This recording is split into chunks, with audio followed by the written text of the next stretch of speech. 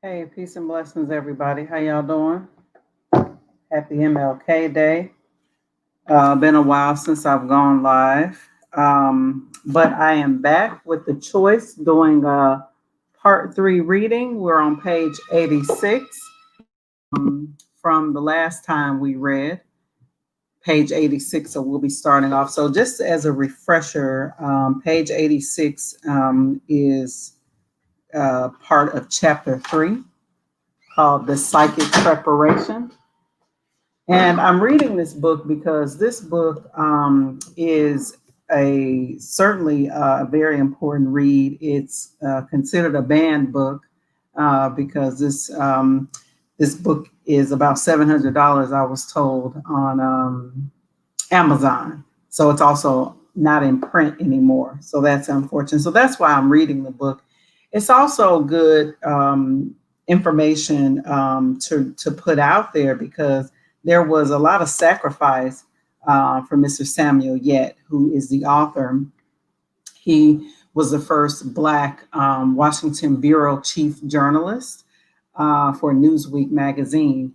And he lost his job at the behest of the urging of the president at the time, Richard Nixon, because of the bombshells that he dropped in this book that he learned through his investigation into government, into politics, as a Washington Bureau chief. So again, we're starting back on page 86. Wanted to give that background for people who may be new here. Also, part one and part two is on this channel. So if you're new here, I encourage you to please go back and go back and listen to part one and part two, because you'll get a better understanding of what's happening here. So I'm going to start back reading. Again, we left off on page 86, and we are in the chapter called The Psychic Preparation. And so far, this book has been, just amazing to read. And it's been a long time since I actually read it the first time. And I think when I read it the first time, I wasn't really fully conscious the way that I am now in terms of political consciousness. And it didn't make a lot of sense, and it was boring to me at the time. So I didn't really take in everything that it means. You know what I mean? I don't know if anybody else has had that kind of experience. So I encourage you to share this video, invite others to come on in. This will be like you're, listening to or downloading a book that you listen to on Amazon. I'm just doing it off the cuff here on my YouTube channel because I think this book is extremely important, and I think it certainly connects to a lot of things that we see happening today and a lot of things that have happened since the book was written in 1971. It puts in the context mass incarceration. It puts in the context the crack epidemic that we know now that certainly the government was involved in making sure that it hit Black communities across the country. So this book is certainly, it was a warning to Black people, right? That we should be ready for some of the things that have happened and things that are continuing to happen now. So anyway, I'm starting at the top of page 86. Again, chapter 3, The Psychic Preparation. Please like and share the video. All right. Once that crucial job of placing blame on the Black villain is accomplished, Moynihan moves stealthily from fault psychology to 5 suggested remedies for the problem of disorganized urban lower class.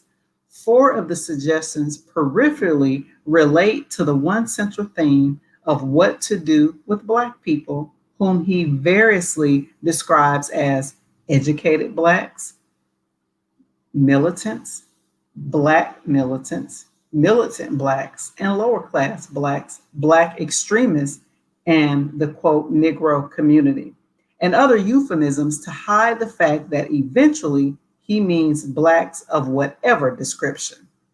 The 4 peripheral remedies urge the president to maintain the rate of economic expansion, which steadily improved the lot of Negroes during the 1960s, but which also keeps down white dissatisfaction at a time of Black cultural alienation. Keep Black problems out of the news, de-escalate the rhetoric of crisis about the internal state of the society in general, avoid personal identification with Vietnam, and keep establishment kids off your back by letting the Black poor do the fighting overseas.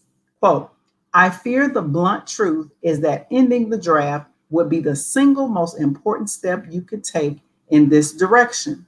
The children of the upper middle class will not be conscripted, end quote.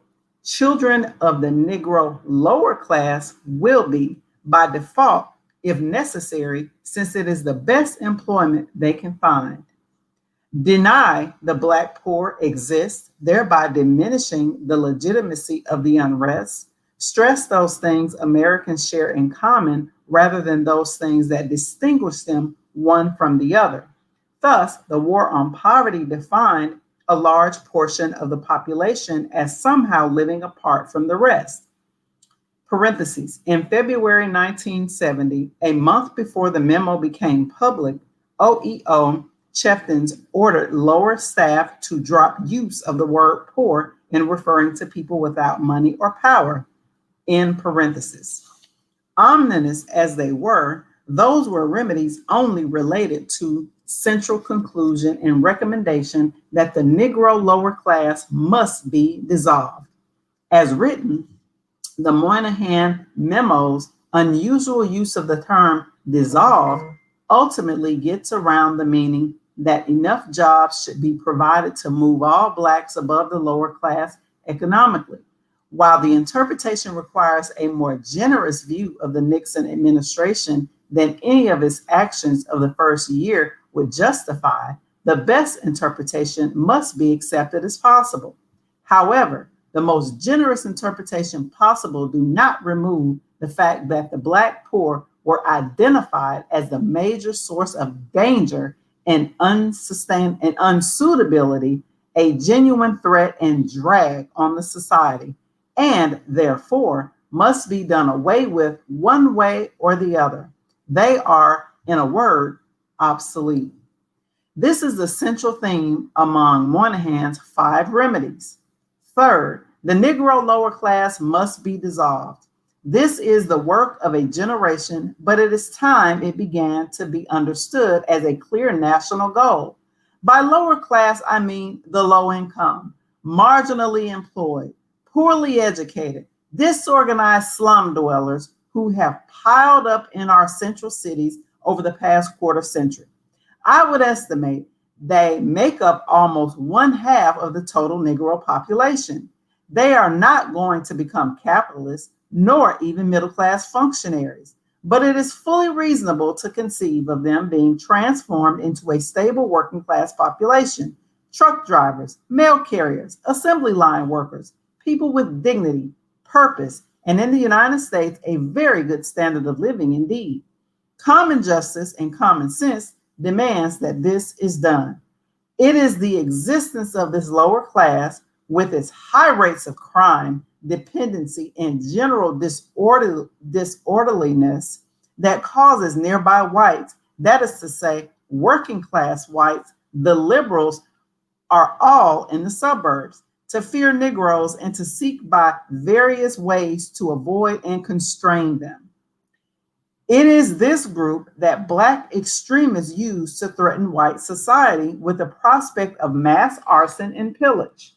It is also this group that terrorizes and plunders the stable elements of the Negro community, trapped by white prejudice in the slums and forced to live cheek by jowl with murderous slum population. Take the urban lower class out of the picture, and the Negro cultural revolution becomes an exciting and constructive development. Such memoranda by Moynihan, or anyone else for that matter, offer few pluses to decency and humanity, but there is some candor in the January 3rd, 1969 memo that is useful in this underscoring the commonality of the race and rice wars perpetuated both in Southeast Asia and in the southeastern United States. Wrote Moynihan, What has been pulling us apart? One wishes one knew. Yet there are a number of near and long-term developments that can be discerned and surely contribute significantly to what is going on. Of the near-term events, the two most conspicuous are the Negro Revolution and the war in Vietnam. Although seemingly unrelated, they have much in common as to origins and even more as to the process by which they have brought on mounting levels of disunity.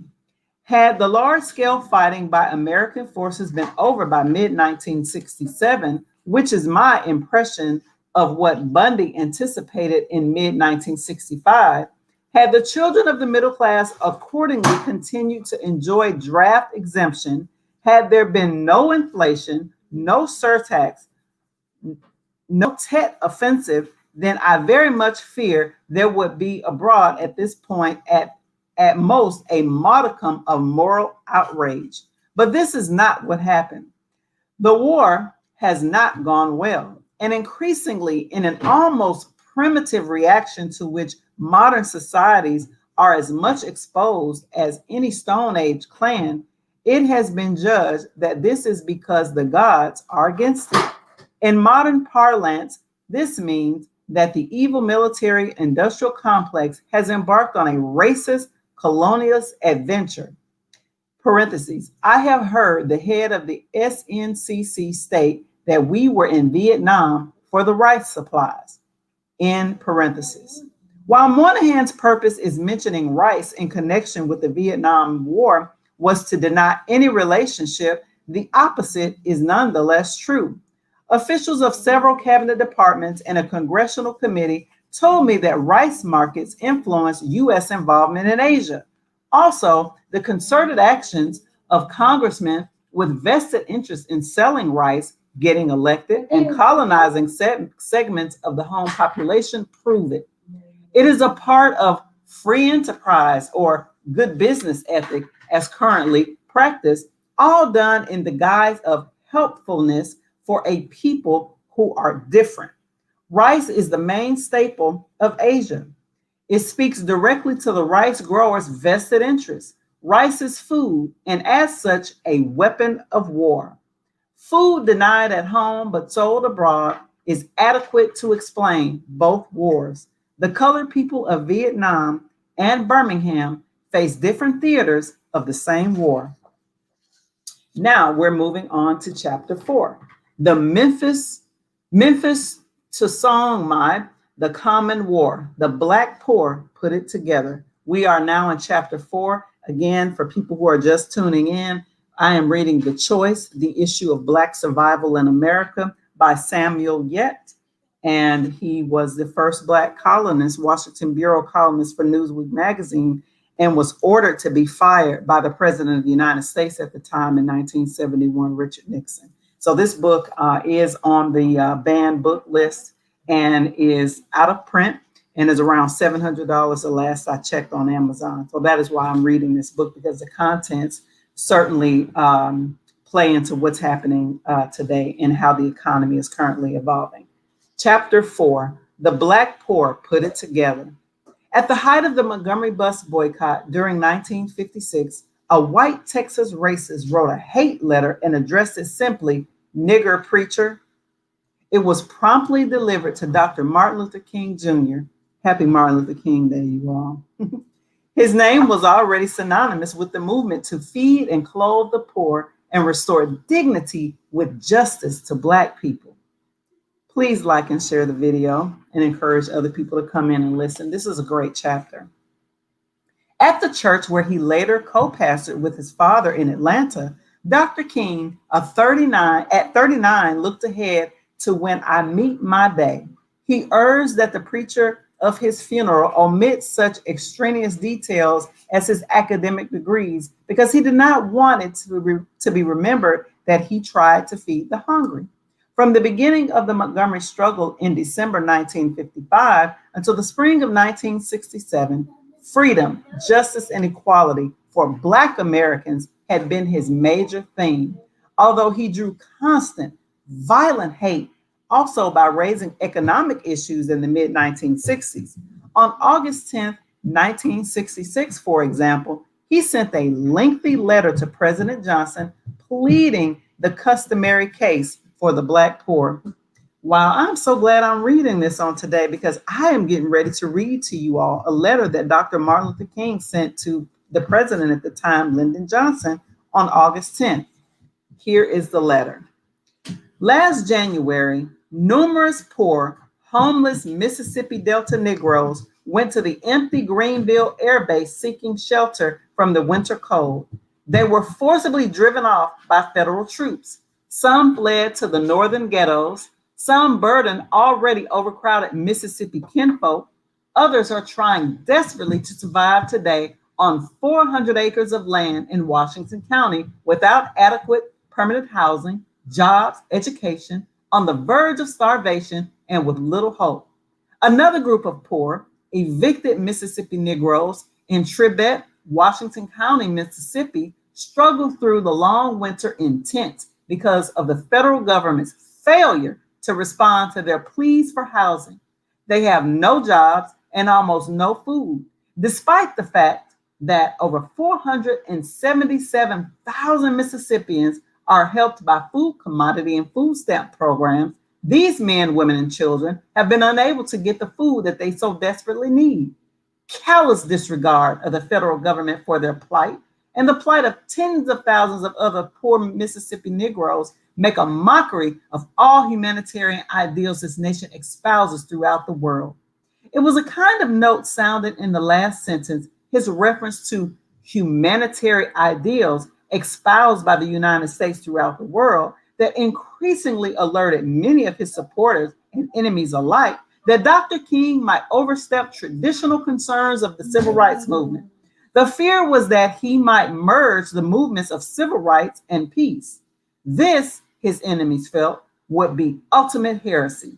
To some friends and supporters, it would not only be untactical, but the ultimate folly as well. The day did come when Dr. King saw the starvation in Mississippi and the Vietnam massacre as parts of the same war. That day was eloquently described in the Reader's Digest in September of 1967 by columnist Carl T. Rowan. Here's the quote. On a crisp, clear evening last April 4th, the Reverend Martin Luther King Jr. stood in New York City's Riverside Church and delivered the one, and oh, I'm sorry. Got to turn to the next page. The footnotes got me. Yeah, and delivered the most scathing denunciation of U.S. involvement in Vietnam War made by a prominent American. He labeled the United States, quote, the greatest purveyor of violence in the world today, end quote, and accused it of, quote, cruel manipulation of the poor, end quote. He said that the people of Vietnam, quote, watch as we poison their water, as we kill 1 million acres of their crops, end quote. He stated that U.S. troops may have killed 1 million South Vietnamese civilians and mostly children. He said that American soldiers test our latest weapons on the peasants of South Vietnam, just as the Germans test out new medicine and new tortures and concentration camps in Europe. He accused President Johnson of lying about peace overtures from Hanoi and urged Americans to become conscientious objectors.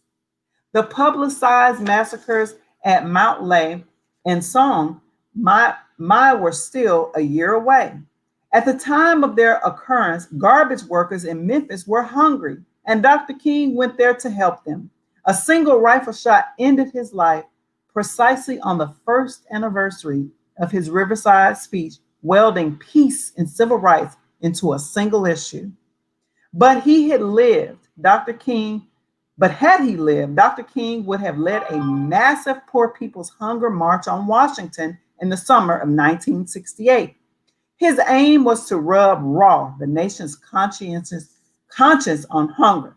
In his head, Dr. Ralph David Abernathy, his friend and successor as the head of the Southern Christian Leadership Conference, or the SCLC, led thousands of the nation's hungry, Black, brown, and white, from the hollows of Georgia, the swamps of Mississippi, the hills of Tennessee, the plains of the West, the East Side barrios of New York, and the tenements of South Chicago on a poor people's campaign in the nation's capital.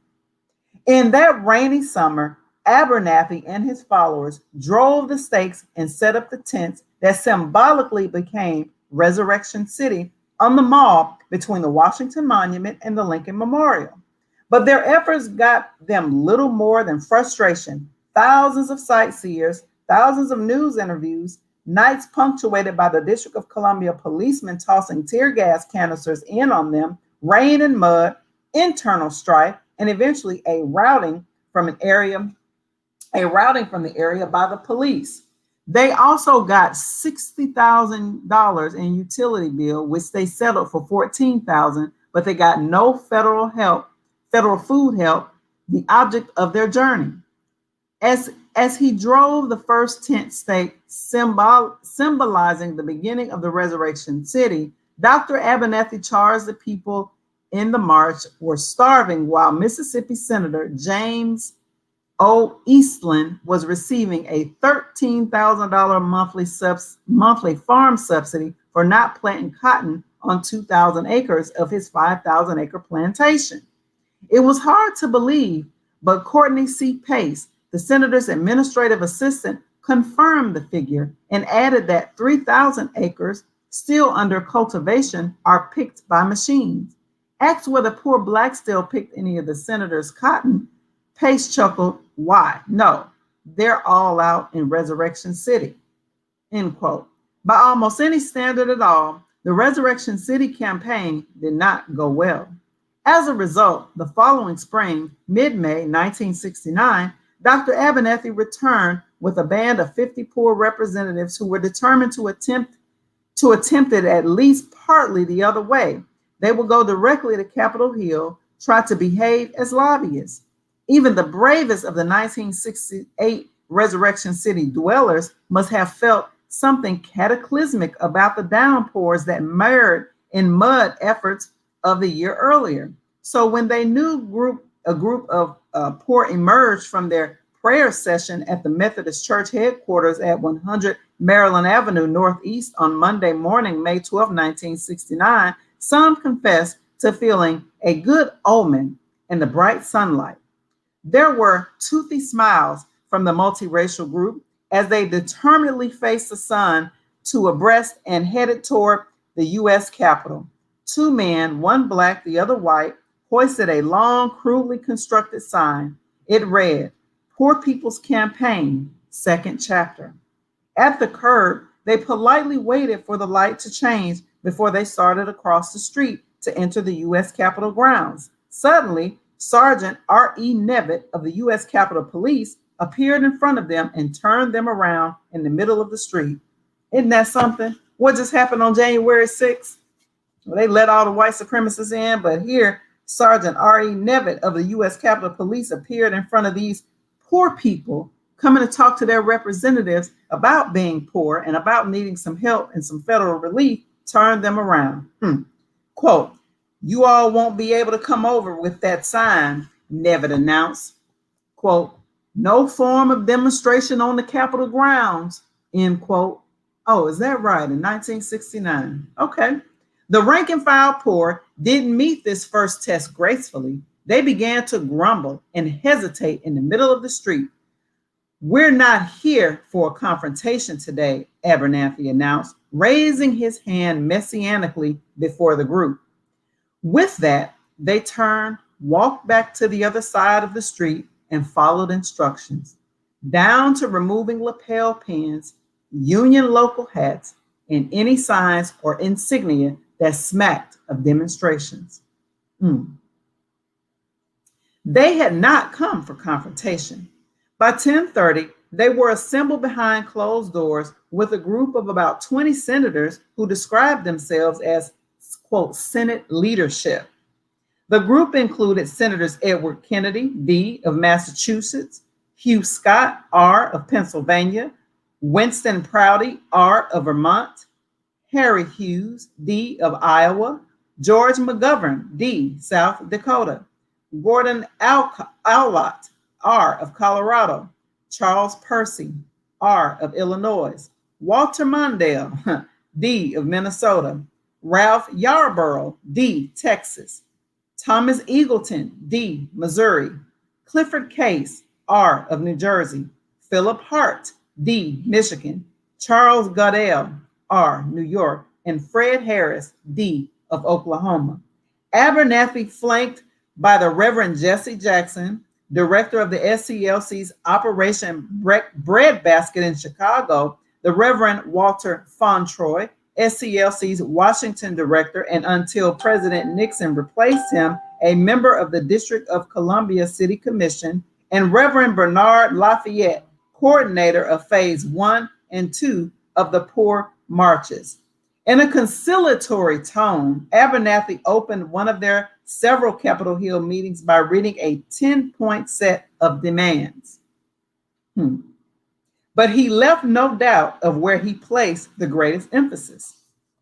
Quote, "Our highest priority demand is that hunger be wiped out in America now," he told the attentive senators. When he had finished his formal statement, Abernathy called on Mrs. Martha Grass, 51, a quick-tongued, utterly bold member of the Ponca Indian tribe of Marlin, Oklahoma. A mother of 11, Mrs. Grass had been a resident of Resurrection City the year before. Dressed in Indian clothing, typical of the dress she wears on the Ponca Reservation, she stood and rattled the room with rhythmic oratory, lashing out verbally at the senators. Quote, "You need to get out. Instead of staying up here behind these shiny desks and in these beautiful buildings, you should be out seeing who you're supposed to help. We're sick and tired of being treated this way. Some of you should be getting sued for not doing your jobs. Why? I'm a poor woman. I don't even have an education. You should be ashamed of yourselves having me come back and forth over here to tell you to do your job. But I'm going to stay here until I get some answers. You're just sitting here making trouble for the poor people in this country and in my state, and then going all over the world making trouble for other people with these wars. You ought to solve these problems or get out and let us poor people solve them. I hate to talk to you this way, but it's just come down to that. We've just got to say it like it is. We may not have the education and all, but you don't have the education. You don't have the education to know that you're poor," end quote. I guess she told them. Mrs. Irma Gray, a Black member of Chicago's affiliate of the National Welfare Rights Organization, warned that, quote, "people are ready to take matters into their own hands." James Malone, a large reddish man who said he was mixed Indian, white, and Negro, stated in his home, the 3rd Congressional District of Alabama, there is a conspiracy going on to get federal money into that area for the poor, but to be used by the rich. In Alabama, his racial identification is all Negro, he said. The Reverend Jesse Jackson told the senators that he would rather the Congress keep the money spent to help the poor and give us the money you spend for corruption, moon landings, and killing people overseas. Senator Percy congratulated the marchers on their method of protest. Everyone here has come to work through this process of government. Now it's our job to see that the process does work, end quote. When the system doesn't work, it organizes riots, Jackson interjected. Now, Jesse Jackson said that back in 1969, okay, when they hear him having this meeting. Jesse Jackson, I want to quote again, said, "When the system doesn't work, it organizes riots." I'm telling y'all, this book is good. The first stop along Phase 2 was not unlike the several stops the group would make the rest of the week, except for Abernathy's sermon to an empty chair at the office of Agriculture Secretary Clifford Hardin, who refused to be present personally, and Abernathy's unhappy 3-hour visit the next day with President Nixon at the White House. On the morning following the White House meeting, Abernathy and one group appeared before Senator George McGovern and other members of the Senate Select Committee on Nutrition and Human Needs. Abernathy told the committee that he had personally asked President Nixon to come by and speak a word to the group of poor waiting in the Indian Treaty Room, but Nixon declined because he had to work on the Vietnam speech, a White House aide stated. McGovern urged Abernathy to review what happened at the White House. Then Abernathy told his version of what happened. Quote, I stated to him our goals and demands. The president made a beautiful and charming statement. I asked him to let the poor people speak for themselves. He said he had another appointment. Then he made another statement. Then he got up to leave. I asked him to go in and speak with the poor people. He left us. He did not give any answers to any specifics, end quote. Abernathy said the meeting was later chaired by Vice President Spiro T. Agnew, okay? The vice president said he didn't have the authority to instruct the secretaries to see us. Then said Abernathy, Agnew turned the chair over to Vogt and left. Secretary Vogt made a wonderful statement, Abernathy told McGovern committee. Then we were interrupted by Mr. Moynihan, who said the people over in the Indian Treaty Room had said they were going to demonstrate if I didn't come back and give them some kind of report. I asked the secretary if they would come over. Secretaries Romney and Vogt said they would go over to the room with us. No, this was standard bureaucratic procedure. Neither Housing and Urban Development HUD Secretary George Romney is Mitt Romney's father, for people who are listening, nor Transportation Secretary John Vogt has any authority or responsibility for food programs.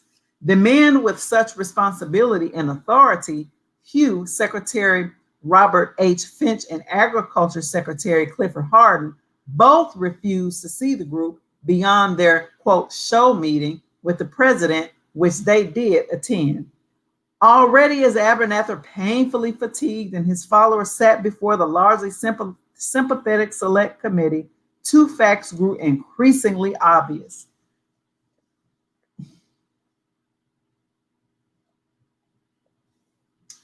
The likelihood of a phase 3 of the hunger march waned by the moment. The country had run out of time and space for King Abernathy peace marches permeated with prayer and uncomfortable attempts at lobbying in the fashion required of power politics.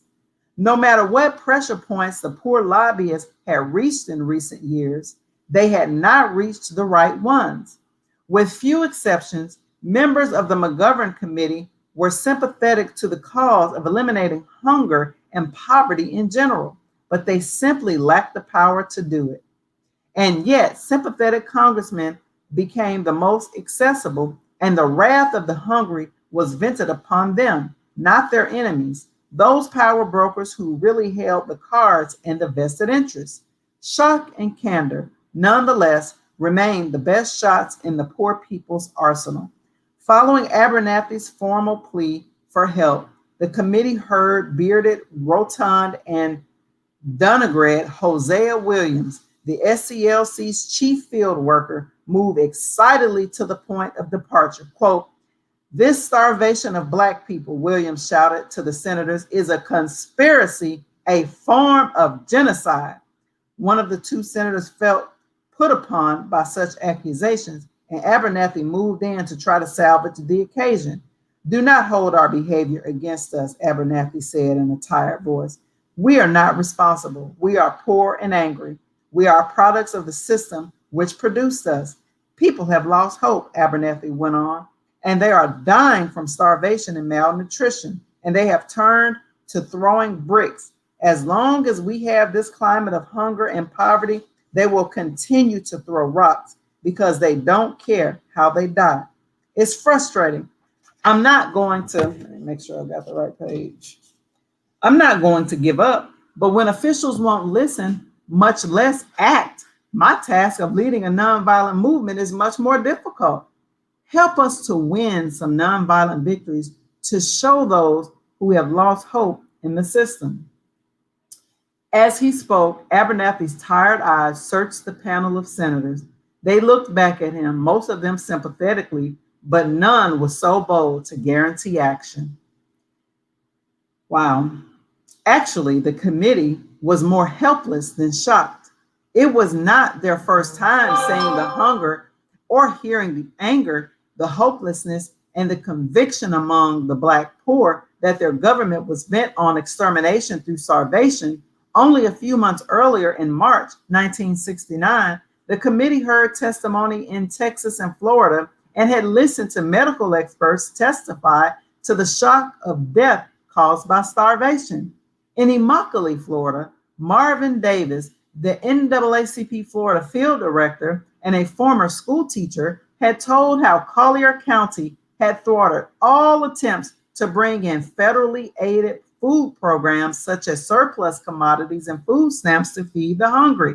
In the schools, Davies said, there were white lips on Black children, a sure sign of hunger. I witnessed pot bellies, which made constant sounds of distress. I have reached the conclusion that 100,000 seasonal agricultural workers in the state of Florida are the victims of the most extreme abuse and exploitation to be found anywhere in the United States. In fact, it is my opinion that farm labor conditions in this state constitute a serious national disgrace, if not a deliberate conspiracy involving the U.S. Congress, the U.S. government agencies, state, county, and local business and public officials.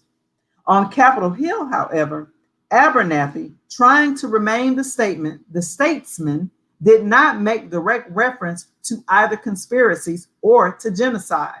What he did say in a final plea to the Select Committee on May 14, 1969, however, raised questions logically answered only in conspiratorial and genocidal terms.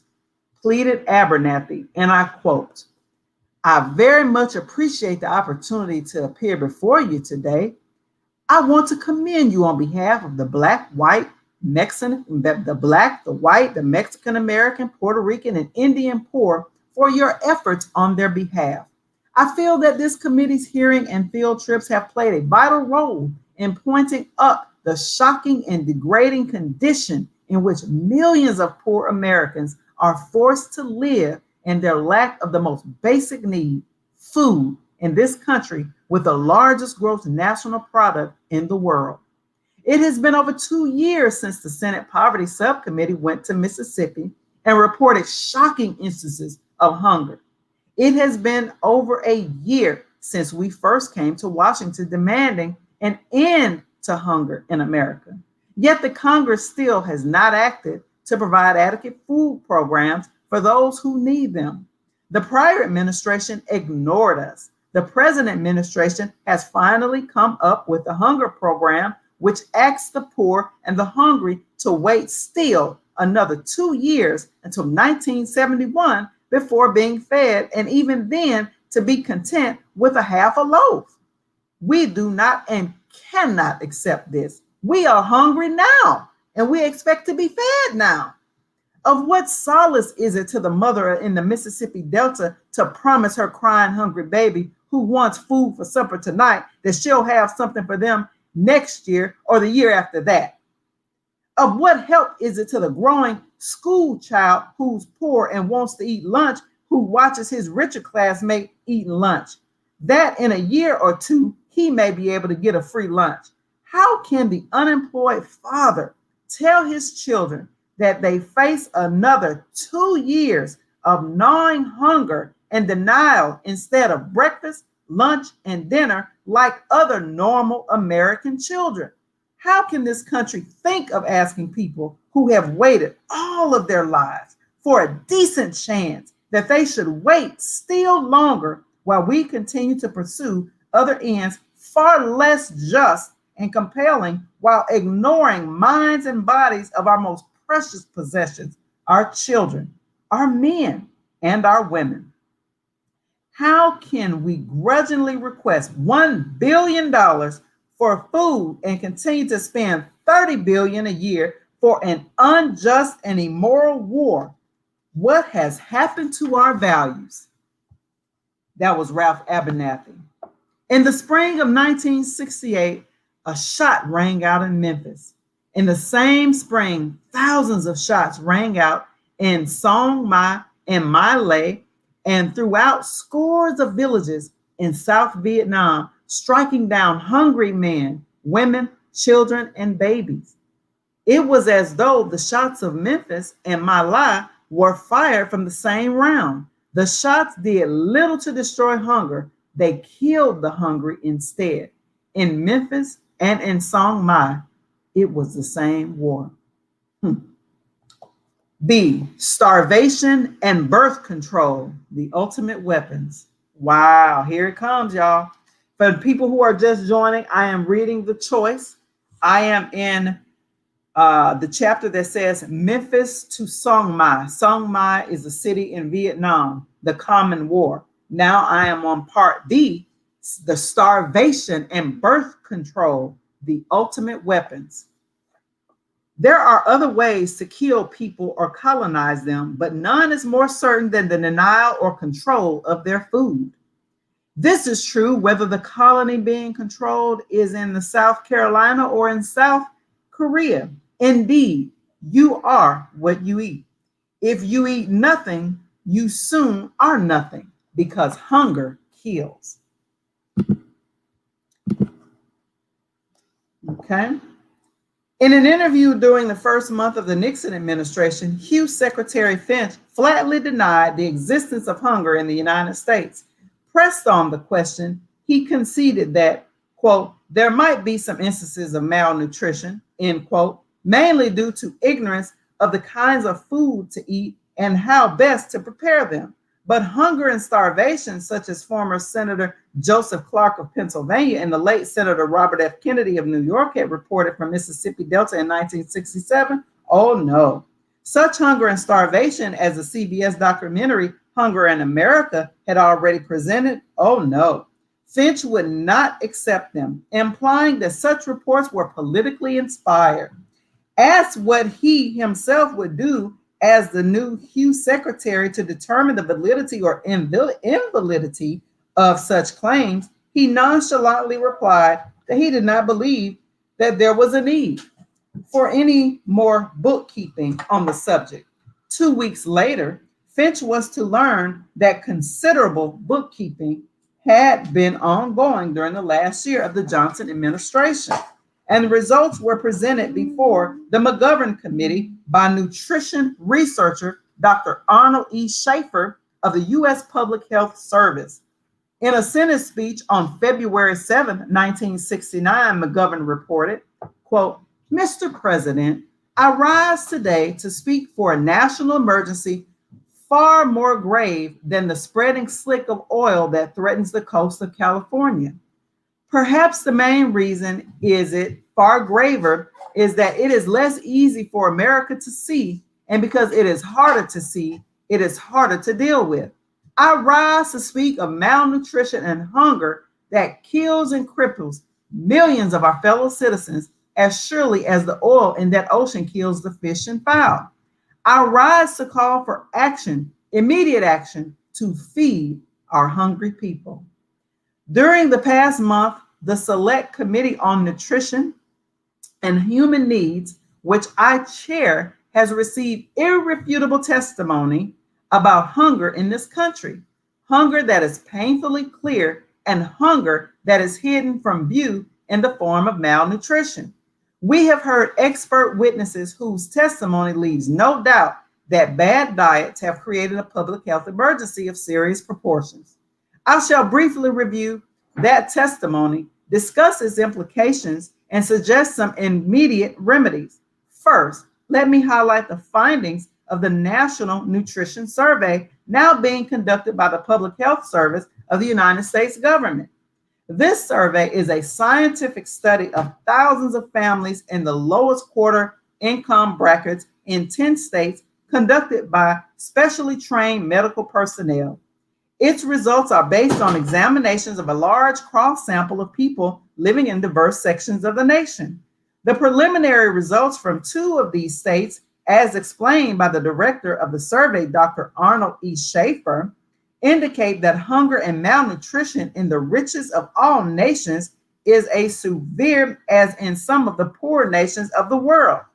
Consider the human meaning of these findings by the National Nutrition Survey.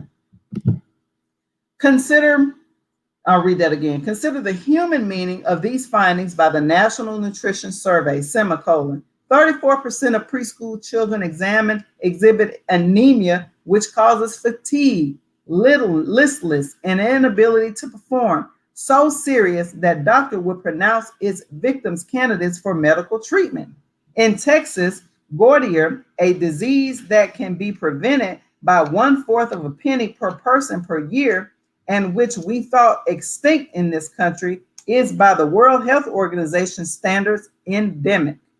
Growth retardation, often companion to permanent brain damage, is common.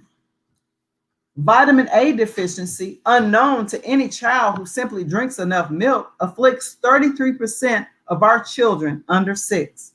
Children in this country have rickets and scurvy and beriberi marmurus and diseases common in developing countries and usually associated with famine. What do these and other findings of the survey really mean? The committee has learned from expert testimony that present nutritional deficiencies result in children born with their brains already damaged because their mothers are severely undernourished and haven't seen a physician or even a midwife until delivery. Premature babies, 50% of whom may grow up to have intellectual competence significantly below that which would be expected in full-term infants. Decreased learning ability, body growth, rate of maturation, ultimate size, and productivity throughout life. Lastly, early death. McGovern obviously hoped that publicizing such statistics would put public pressure on the Nixon administration to adopt a new set of priorities.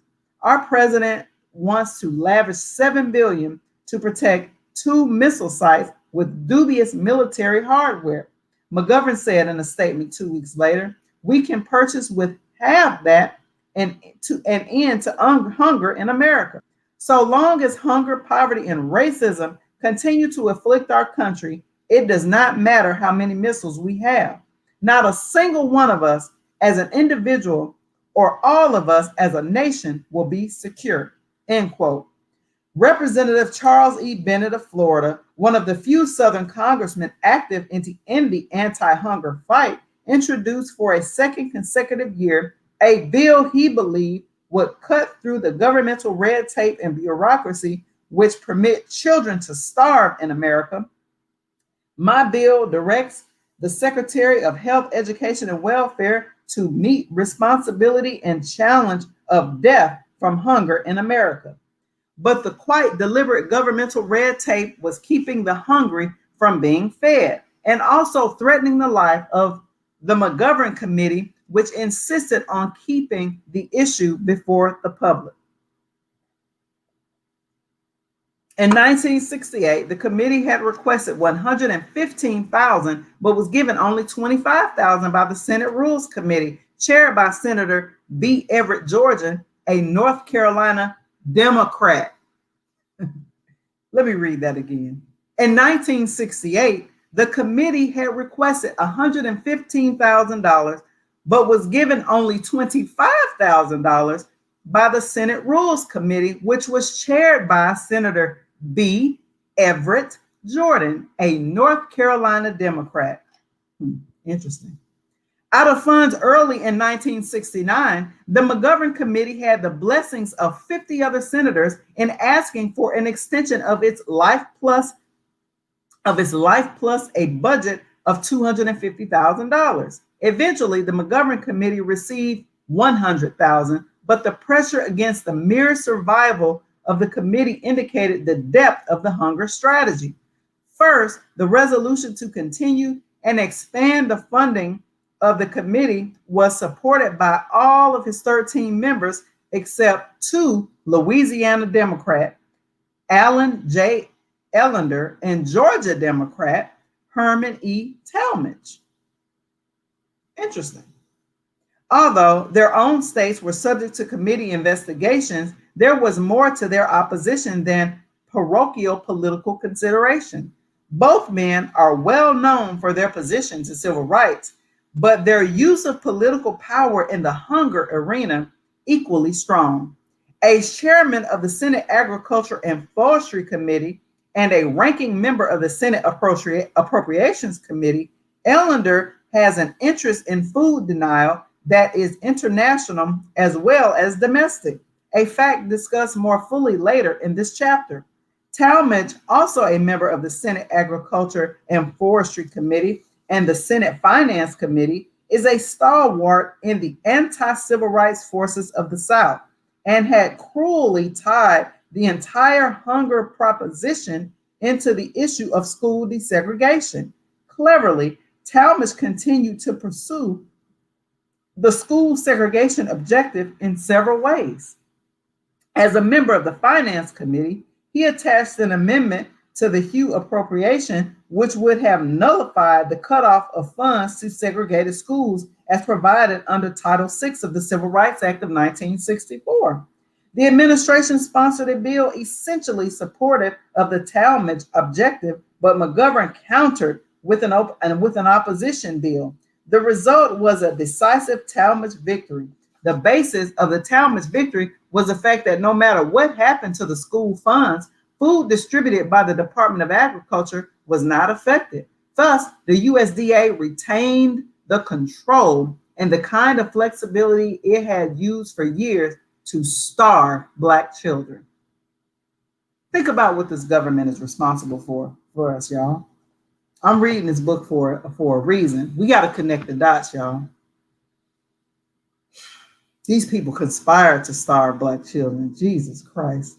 The second part of the Talmadge victory was a provision of the administration bill which emerged as a compromise.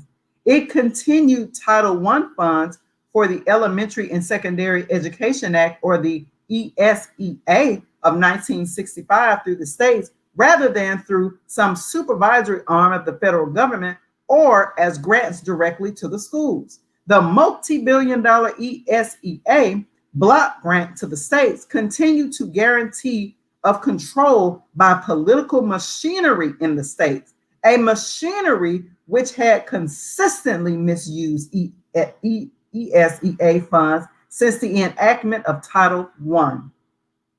The effect was that the states would continue to spend this poverty-targeted money for middle and upper middle class whims, but not for food when racial politics dictated otherwise.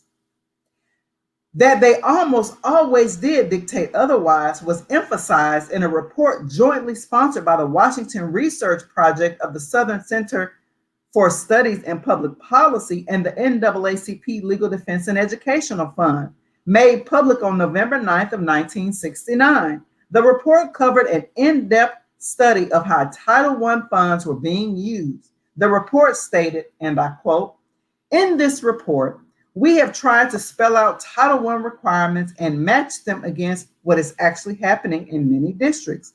We found that although Title I is not general aid to education, but categorical aid for children from poor families who have educational handicaps, funds appropriated under the Act are being used for general school purposes, to initiate system-wide programs, to buy books and supplies for all school children in the system, to pay general overhead and operating expenses, to meet new teacher contracts which call for higher salaries, and to equip superintendents' offices with paneling, wall-to-wall carpeting, and color televisions."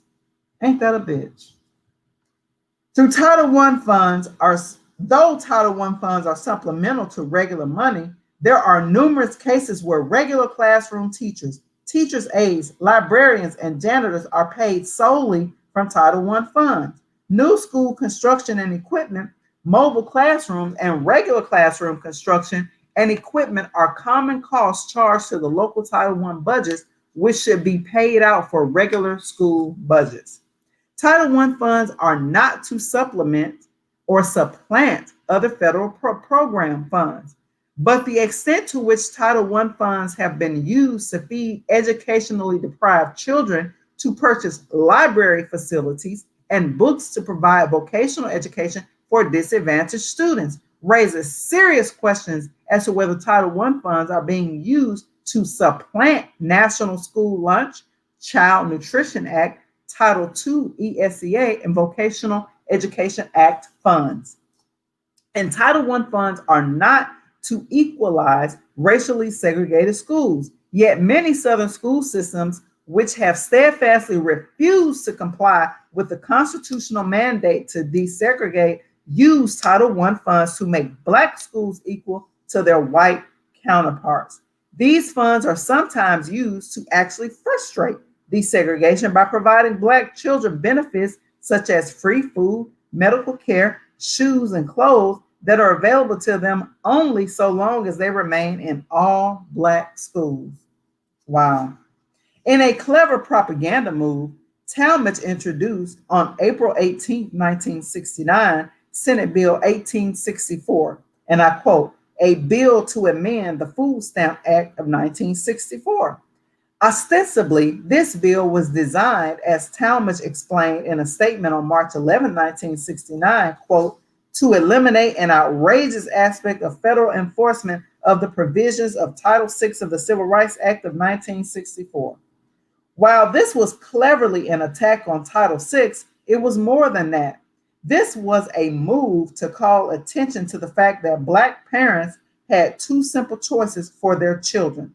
They could eat or integrate, but not both. Did you hear that? This was a move to call attention to the fact that Black parents had two simple choices for their children, right? They could eat or integrate, but not both. As worded, the bill would have exempted federal food aid from Hughes' Title VI cutoffs when school districts refused to desegregate. But its aim and effects were different indeed. As Talmadge must have known when he submitted the bill to Senator James O. Eastland's Judiciary Committee for action, the bill would either die there, as it did, or languish there until the two Deep South senators decided just when and what would become of it. But the aims of the bill were clear and effective.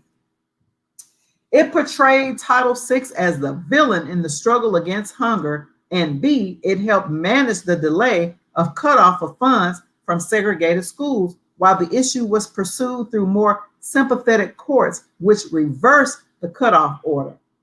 While the stated aims of the Talmadge bill would normally be misleading as to its true aims, the real intent of the series of Talmadge actions are far more clear from a letter he sent to Hughes Secretary Finch on February 27, 1969, regarding the schools in Washington County, Georgia.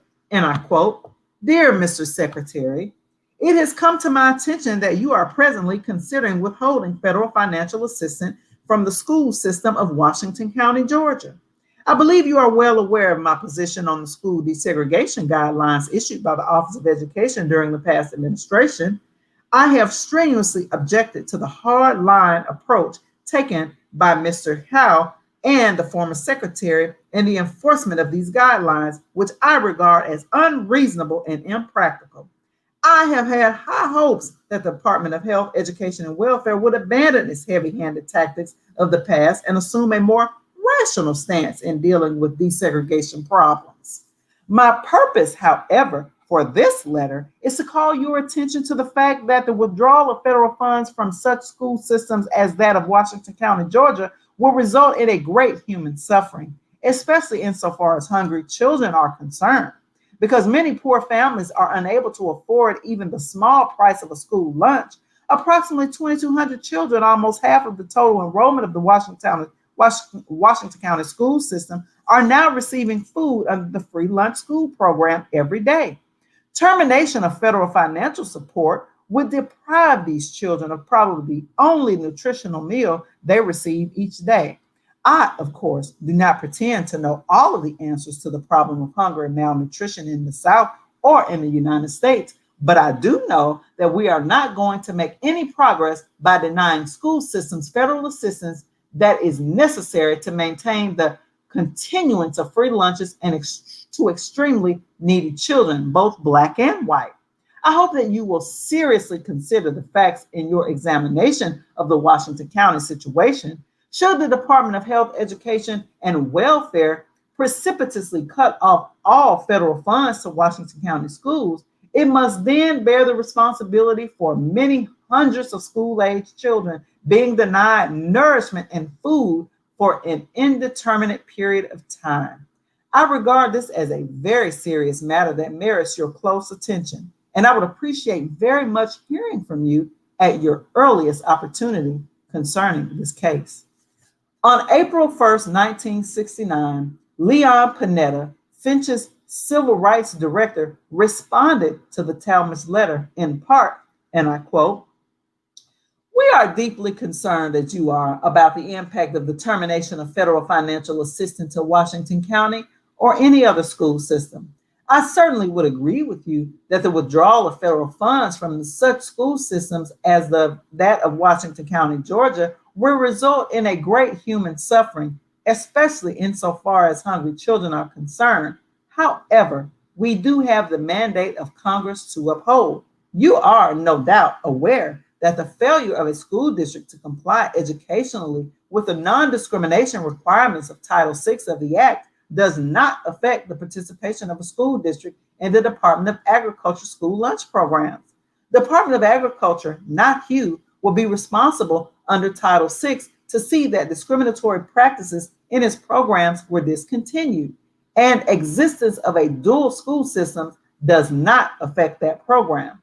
Nonetheless, end quote, Nonetheless, the Georgia Republican Party chairman was writing White House aide Harry Dent, a former aide to South Carolina Senator Strom Thurmond. Everybody knows Strom Thurmond was his racist ass, about wealthy persons who would contribute to the Republican Party if Washington County cut off could be reversed.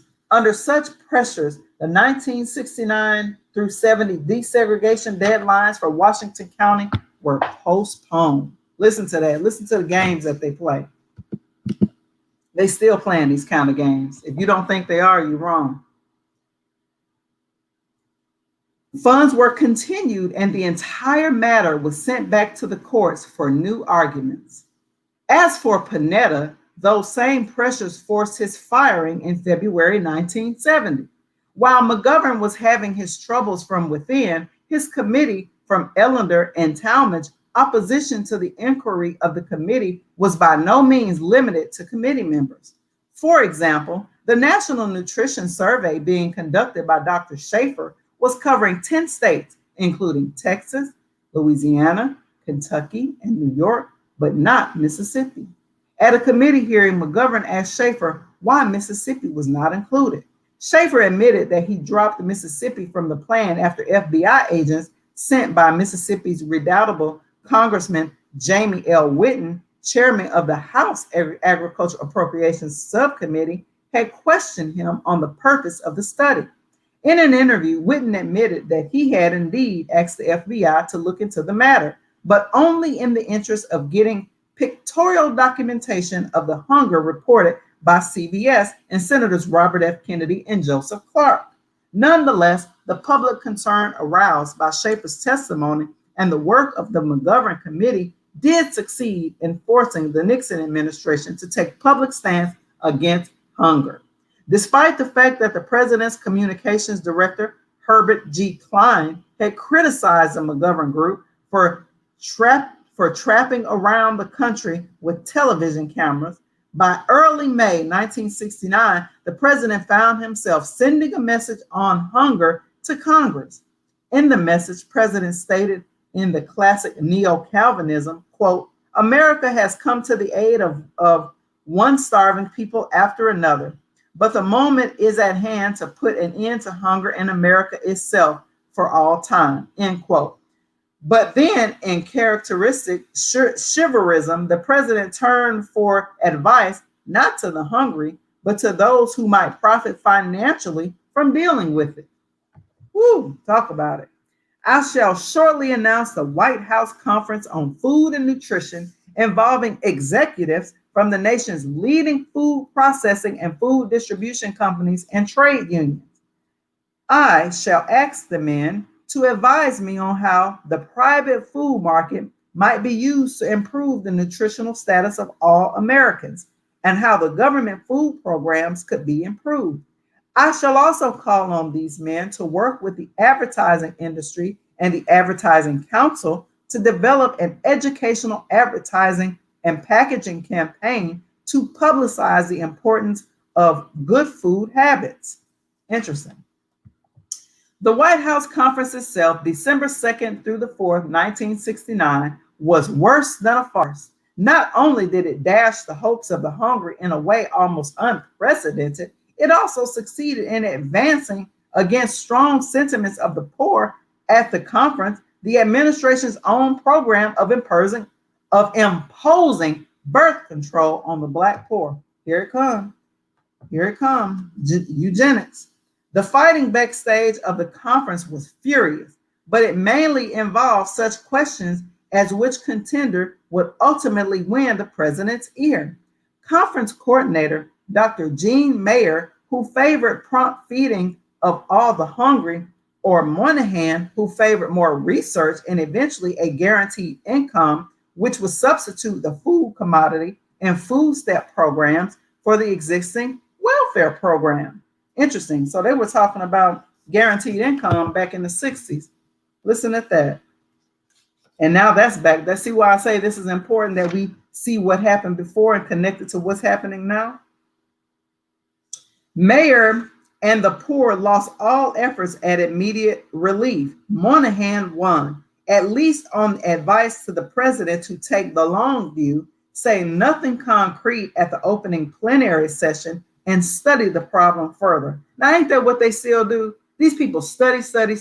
They get more money, they get millions to study some shit, but they never actually deal with the problem. Never.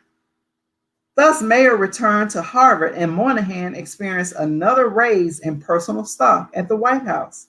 In his December 2nd speech opening the conference, President Nixon dashed the hopes of many by not proposing any specific measures for immediate relief of hunger. His primary concern, obviously, was toward reducing the number of the hungry, not hunger itself, for it was on how to reduce the hungry that he had specific recommendations and specific action. The most emphatic of the three recommendations to the conference urged that the conferees support his birth control proposals to Congress. This had to be a strange emphasis at a conference which ostensibly had been called to deal with those who are hungry. But for 6 months beforehand, one of the conference's dozens of committees of technical experts, those doing the policy work on which the conferees would be asked to give tacit or explicit approval, had been working towards some absolutely fantastic proposals. There appeared inadvertently in the press room during the first morning of the conference a working paper on the panel on, and this has emphasis, in his address to the 4,000 conferees at the Washington Sheraton Park Hotel, President Nixon prefaced his three recommendations with a concession which for his administration was a reversal of philosophy. We can argue its extent, but hunger exists. We can argue its severity, but malnutrition exists. The plain fact is that a great many Americans are not eating well enough to sustain health. Then his recommendations. In this connection, I urge each of you to enlist yourself in the effort to win passage of three landmark pieces of legislation I have already recommended to Congress. One of these is what many observers consider to be the most important piece of domestic legislation proposed in the past 50 years, the establishment of a floor under the income of every American family. While Moynihan had made his liberal reputation almost solely on the strength of favoring a guaranteed minimum income, the floor of $1,600 proposed by the President Nixon would, as Senator George McGovern pointed out, actually leave many poor persons with less than they already receive under the existing welfare system and would, for many, guarantee a perpetual existence in poverty while living under the illusion of federal help. Now, I need to take a pause here. We're talking about guaranteed income now in this era. In the last several years, we had a presidential candidate, Andrew Yang, who proposed only $1,000 a month in guaranteed income. Now, we already know the cost of living from 1969 till today has increased exponentially. But even back then, as you see, I'm reading here in this book, Nixon proposed a floor of $1,600. So even back then, Nixon proposed more than what's being proposed today. Let's just keep reading. Just make sure y'all making the connections. The second measure I would especially urge you to support for the president told to the Congress is the reform and expansion of the food stamp program, which I requested in my May 6th message on hunger. This has been designed to complement the welfare reform. Again, as proposed, the poor would have less food and less purchasing ability than already provided. A third measure for which I would ask your support, and this is only one the government has really tried to have reached the poor, is the Commission on Population Growth and the American Future, which I have proposed to Congress and which has been most cordially received there, as well as by church and civic organizations throughout the nation. America, I believe, has come to see how necessary it is to be responsibly concerned with this subject. In proposing the commission, I also declared that it would be the goal of this administration to provide adequate family planning services within the next 5 years to all those who want them but cannot afford them. There are some 5 million women in low-income families who are in that situation, but I can report that the steps to meet the goal have already been taken within the administration and the program is underway. So they'll provide money to sterilize and provide birth control, but they won't provide the money to feed the people. Oh, okay. Keep reading. Let's make sure we're making connections to today. Pregnant and nursing women and infants, which was the first panel under a section entitled Establishing Guidelines for the Nutrition of Vulnerable Groups, with special reference to the poor. From those titles, one certainly had a reason to suppose that this panel, headed by Dr. Charles U. Lowe of Hughes National Institute of Health, would deal with the questions of how best to give food to pregnant women and newborn babies. This supposition was strengthened by the fact that Dr. Lowe had testified before the McGovern Committee and had told senators that severe malnutrition suffered during childhood affects learning ability, body growth, rate of maturation, ultimate size, and if prolonged, productivity throughout life, end quote. Dr. Lowe had further told the committee, quote, in effect, the quality and quantity of nutrition given during the first formative years of life may have the effect of programming the individual for all the years of his life. Malnutrition during the last trimester of pregnancy and certainly during the first months of life may seriously compromise ultimate intellectual achievement, end quote. Another member of the panel, Dr. Herbert Birch, chairman of the Department of Pediatrics at the Albert Einstein Medical School at Yeshiva University, had told the committee, quote, a serious consideration of available health information leaves little or no doubt that children who are economically and socially disadvantaged and in an ethnic group exposed to discrimination are exposed to massively excessive risk for maldevelopment, end quote. Surely with this kind of knowledge, that panel of physicians at the White House conference might have been first and foremost concerned with how to get food to Black poor mothers, expectant mothers, and young children. But this was by no means the case. First and foremost, that panel was following the same with most devoutly expressed by the president himself, birth control. What this medical panel concocted for the tacit approval and adoption by the Conference of Poor and Hungry People was cleverly phrased recommendation that Congress pass a law providing for, number one, making birth control information and devices available to any and all girls over the age of 13 who requested them with or without the approval of their parents. Now, I'm going to connect something that just happened recently here in the Washington, D.C. area, in this region. In Washington, D.C., led by Black folks this time, Black Democrats, the all-Democratic City Council and the Democratic mayor signed a law that children as young as 11 can get vaccines without the knowledge of their parents or the consent of their parents, right? Okay. Mandatory abortion for any such unmarried girl found to go pregnant and within the first 3 months of that pregnancy. Now, Nixon was a Republican, but he proposed mandatory abortion for any such unmarried girl found to be pregnant and within the first 3 months of that pregnancy. Mandatory sterilization of any such girl giving birth out of wedlock for a second time.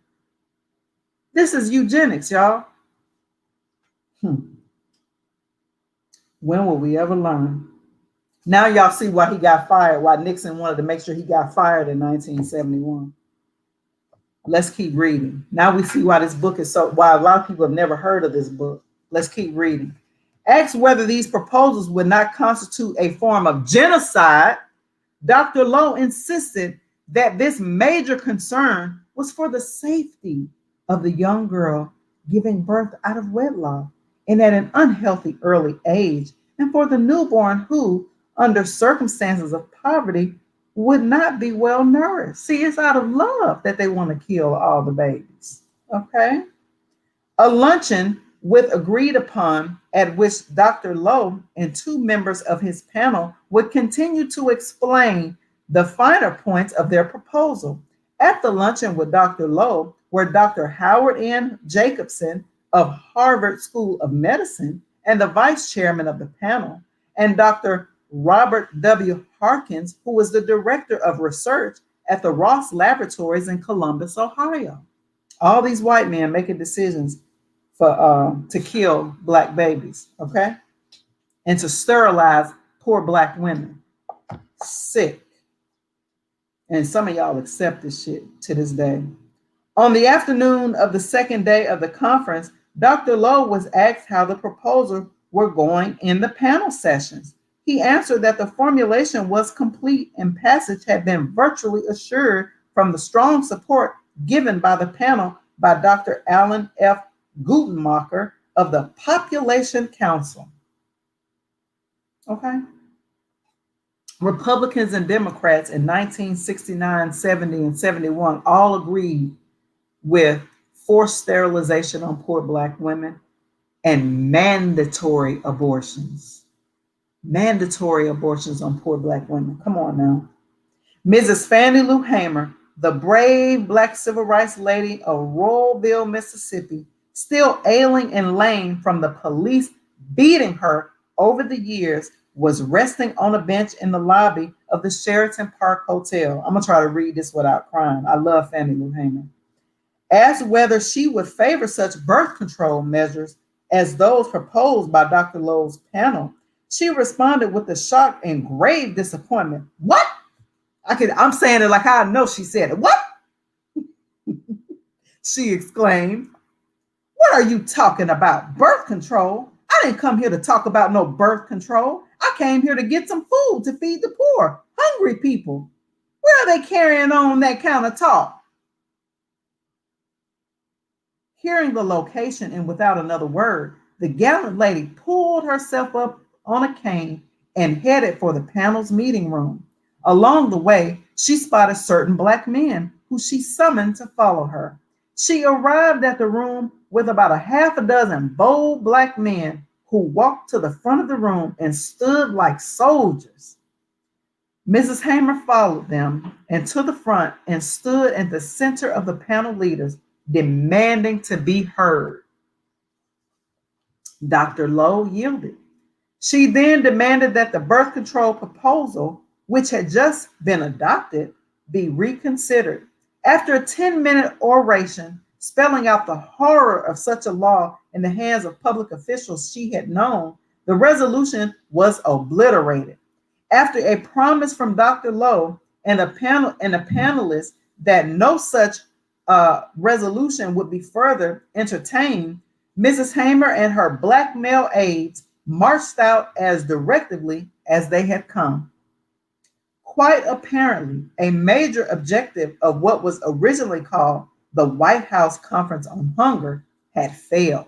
However, that tentative failure by no means obscured from the poor a clear attitude which the government would seek to implement a law and policy. The solution to hunger problem would not be more food to feed the hunger, but fewer hungry persons to feed. Nowhere in this attitude more of the fact of life than the U.S. Rice Cup, the nation's center of power and prejudice. C, the U.S. Rice Cup, center of power and prejudice. William Robert, or Bob, Poet was born 3 days after the Christmas in 1899. He grew up in his hometown, Waco, Texas, and spent much of his childhood on a ranch. He is an active member of the American Legion and a lawyer by trade. In 1936, he was elected to the 75th Congress and re-elected to every succeeding one. By reasons of longevity and seniority, he happens to be chairman of the House Committee on Agriculture. Congressman Poet believes that the owner of a big farm should get unlimited subsidies for not farming the land, but he fears that a poor man receiving a $30 a month to buy food, $30 a month to buy food stamps under the federal family assistance would likely spend the money on liquor or for pot or for those sorts of things. He also speaks out against socialism and communism. On October 31st, 1969, just a month before the White House Conference on Hunger, Chairman Poet conducted hearings on the federal food stamp program. The chairman is suspicious that free or low-cost food to the hungry would take away their incentive to work. He put the question to one witness, Stephen Kurzman, a lawyer with the Urban Coalition. Do you think we can just continue to make it just as profitable to sit under the tree as it is to work and expect to find as many people working as we have today? End quote. Responded Kurzman, I'm afraid, Mr. Chairman, that we disagree on very basic premises. I think there is very little evidence that any significant proportion of those who receive food stamps or any other kind of food assistance are choosing to do so as to elect not to work, end quote. But Chairman Poet was by no means persuaded by Kurzman or anyone else who said food wouldn't make poor people lazy. So the chairman gave Kurzman a little lecture on what ought to be done. It concluded like this, and I quote, now, if you ask me to help that fellow have a better life down at the pool hall, why, I am just not interested in helping him. I am interested in helping that family, but I'm not interested in helping that bird who could work just as well as I can. Are you? The point I am making is that I have not understood why you and others who have appeared before this committee, who have a legitimate and proper, as I see it, concern for the needy, are also so concerned in maintaining a bunch of drones. You know what happens in the beehive. They kill those drones. That is what happens in the most primitive societies. Maybe we have just gotten too far away from the situation of primitive man. Reporting that discussion, the Action Report, a publication of the National Council on Hunger and Malnutrition in the United States, headlined it, Sick Humor, a modest proposal to kill the hungry, end quote, and raised questions, quote, genocide anyone? Obviously, because of his chairmanship, Congressman Poet is one of the men of power in Congress, but he is more than that. He is a man of particular power, special interest, and a point of view. He is a member of the Rice Empire, a group of congressmen who, because of their seniority and chairmanships, wield inordinate power and who represent the 5 states which make up this country's quote unquote rice cup. The 5 rice cup states are Arkansas, Louisiana, Mississippi, Texas, and California. This terminology, rice cup, suggests a comparative relationship to the Asian rice bowl countries of Indochina, Vietnam, Thailand, Burma, Laos, and Cambodia. These countries have traditionally been called the rice bowl because they consume a large portion of the world's rice and because prior to 1960, they had raised most of it inside their own borders. These rice cup representatives hold the reins of power and racial prejudice here at home and profit most from wars both against racial minorities in America and against rice-eating colored populations in Asia. The key remains food. In Asia, that means rice. And the rice cup, it means several things. High subsidies paid to farmers not to grow certain crops, high price supports guaranteed them for the crops they do grow, such as rice, and the obsolescence of black cotton choppers resulting from the government's policies and from the mechanization of farming. No longer productive, as Chairman Poage defines the situation, black erstwhile cotton choppers no longer deserve to eat, that is, to live. While the black poor are non-productive and obsolete, and while such congressmen as Chairman Poage considered it socialistic or communistic to help them, Senator Eastland and thousands of other wealthy farmers are paid not to be productive. Eastland and Poage are both from the rice cup. Mississippi and Texas farmers sell rice to Asians. The psychic key is race, but the economic key, the vested interest, is rice. The holders of the keys are close-knit congressional clique who represent the rice cup states. The key to their strength is the seniority system, which gives them chairmanships over the crucial congressional committees which run the legislative branch of government. And to that extent, they exercise extraordinary influence over the other 2 branches as well. It is with these chairmanships that they become the elements of political control in the country, and their sentiments become the controlling sentiments of the country, both at home and abroad. To reach a quick understanding of this power and its dynamics, one is tempted to state flatly that U.S. troops are fighting in Vietnam merely to satisfy the vested interests of the rice cup clique. The same would be said of the war against colonized blacks at home, nearly half of them still residing in the 5 rice cup and neighboring states. But rather than to state this flatly, a discussion of the facts will arrive at a more reasoned conclusion. In 1969, Congressman Paul Finley, an Illinois Republican and newspaper publisher, made a valiant attempt to limit 20,000 the welfare payments to wealthy, non-productive farmers. The savings, some $400 million, he argued, could be diverted to feed the poor.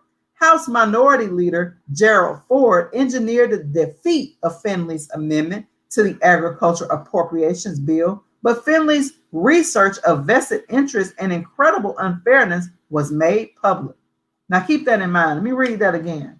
In 1969, Congressman Paul Finley, an Illinois Republican and newspaper publisher, made a valiant attempt to limit the 20,000 payment to the welfare payments to the wealthy, non-productive farmers. And he said the money could be spent to feed the poor. And it was Gerald Ford, another Republican, who came in and defeated the bill. History is contemporary, y'all. On May 12, 1969, Finley placed in the congressional record a tabulation of the counties which reject federal food assistance to the poor, but themselves gobble up massive payments for imposing a scarcity of food by not farming. While Finley's speech inserting the tabulation failed to override the big farm lobbies, he clearly showed a vested interest the rice cup elite have in starvation at home and defoliated crops abroad. Finley told the House, quote, according to President Nixon, there are over 400 counties in the United States which are not now participating in any federal food aid program for the poor. The president very commendably has stated his determination that by next July, a food aid program will exist in each of these counties. It is important to recall that Lyndon Johnson, while president, expressed a similar determination but did not succeed.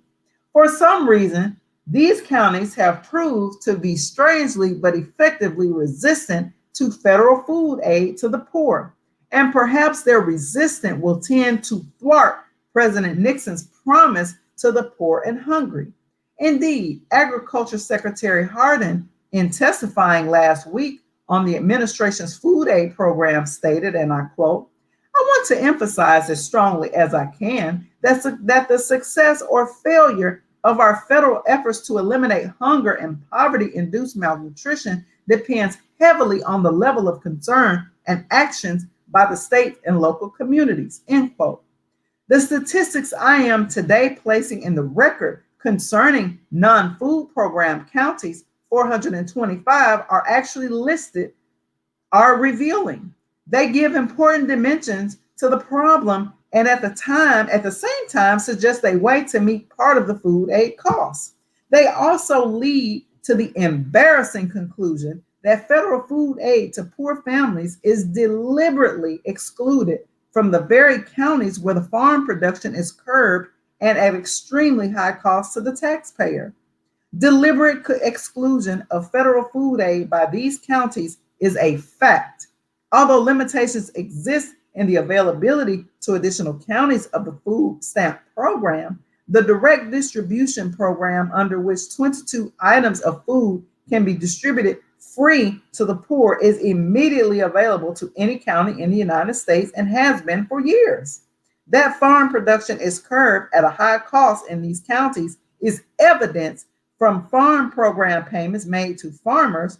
For the most part, these payments are made in exchange for agreement not to grow, feed grains, wheat, and cotton. But what makes this practice truly astonishing and directly contrary to that of biblical days is that it is so extensive in the very counties which bar poor people from access to free and low-cost food from the federal largesse. It is incredible that these counties, with tax bases swollen by the federal aid capitalized into the wealthy farmers' land values, flatly refuse federal aid to the poor people. Why does this incredible practice exist?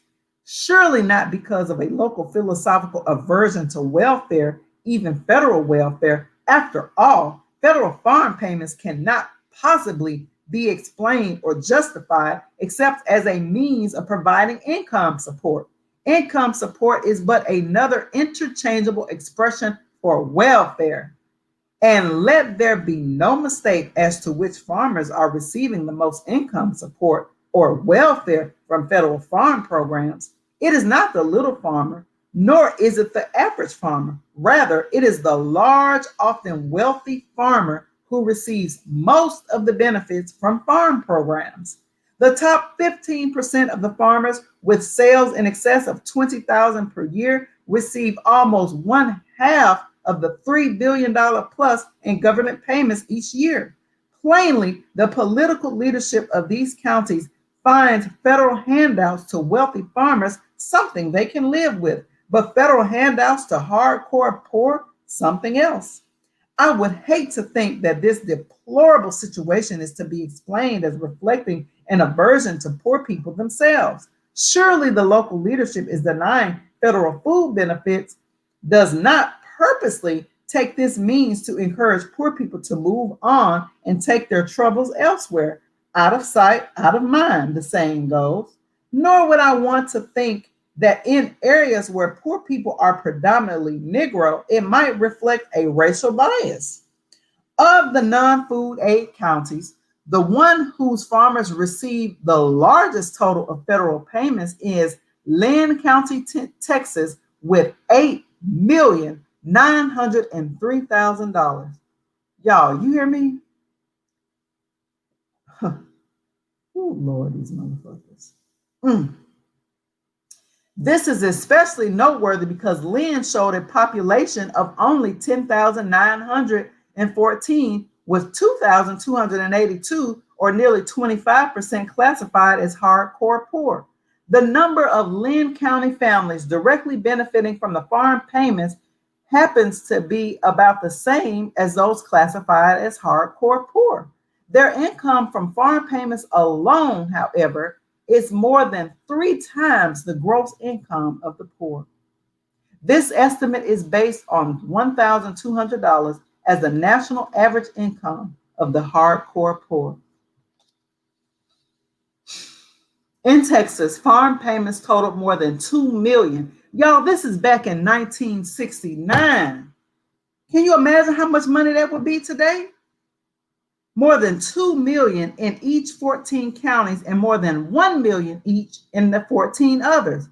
Put another way, 28 were $1 million plus counties, but hardly so viewed by poor people.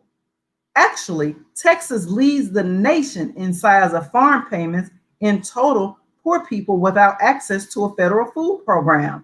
Of $3 billion in direct payments in 1967 nationally, Texas farmers received $457 million, which was 15% of the nation's total and more than twice as much of the nearest competitor, Kansas. While Texas has 53 farmers who got 100,000 each and 278 who got 50,000 and 99,000 each, Kansas had no farmers in the first category and only 9 in the second category. The stark immorality of this farm subsidy arrangement is further indicated by the fact that some of the payments for not producing go as high as nearly $3 million per farmer per year. It is impossible that one farmer's non-production is that much more valuable than that of the day laborer or a man who spends his weeks and months in an unsuccessful search for work. Nonetheless, based on 1967 figures as submitted by Congressman Finley, 3 California farmers, for example, shared a bounty. Listen to this, y'all. 1967, 3 California farmers shared a bounty of $8,259,579 for not farming. 5 other California farmers split non-producing earnings of $3,552,019. Farmers in other Rice Cup states did quite well also, while setting records for denying the federal government the permission to establish food aid programs for the poor in their states.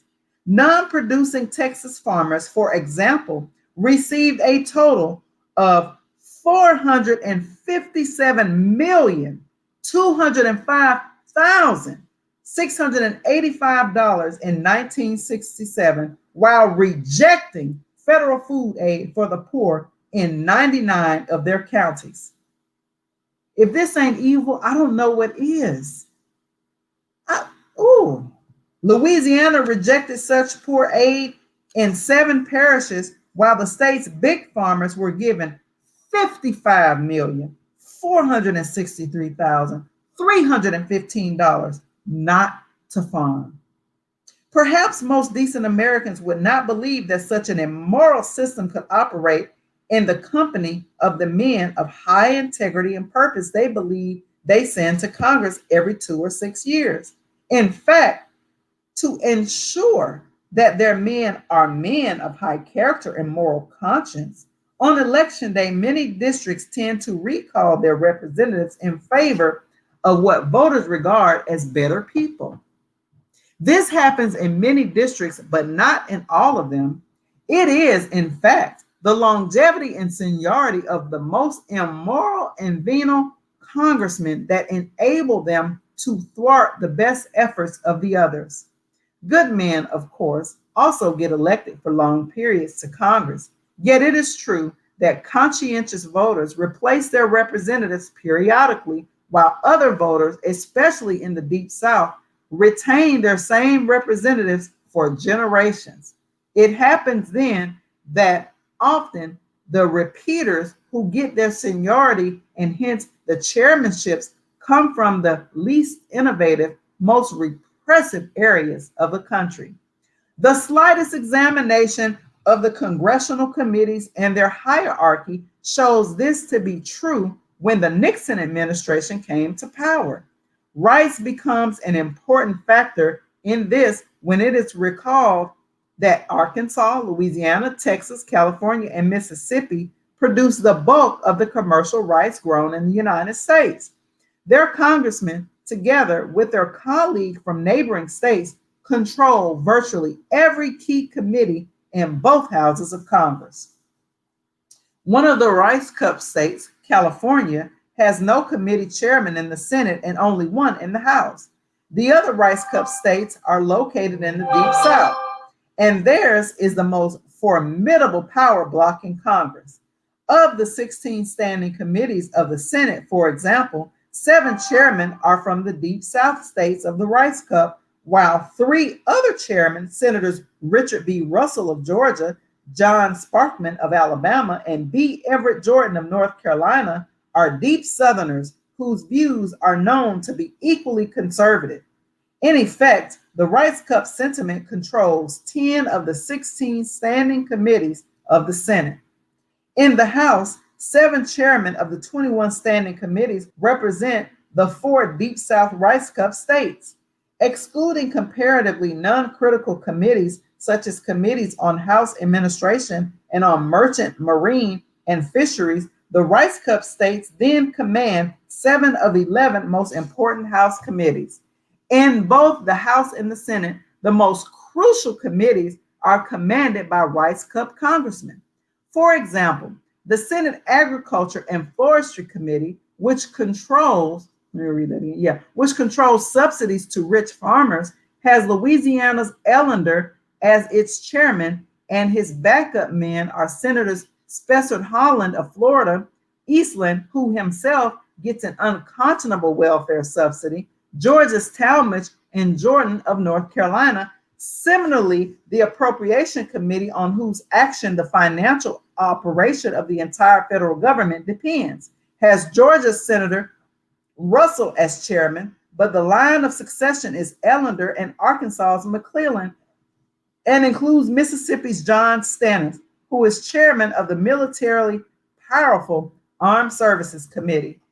The extent to which these ranking members stand in line to succeed one another is just another indication of their hammer lock on the political trading process and of the extent to which they can control the direction and even the existence of legislation.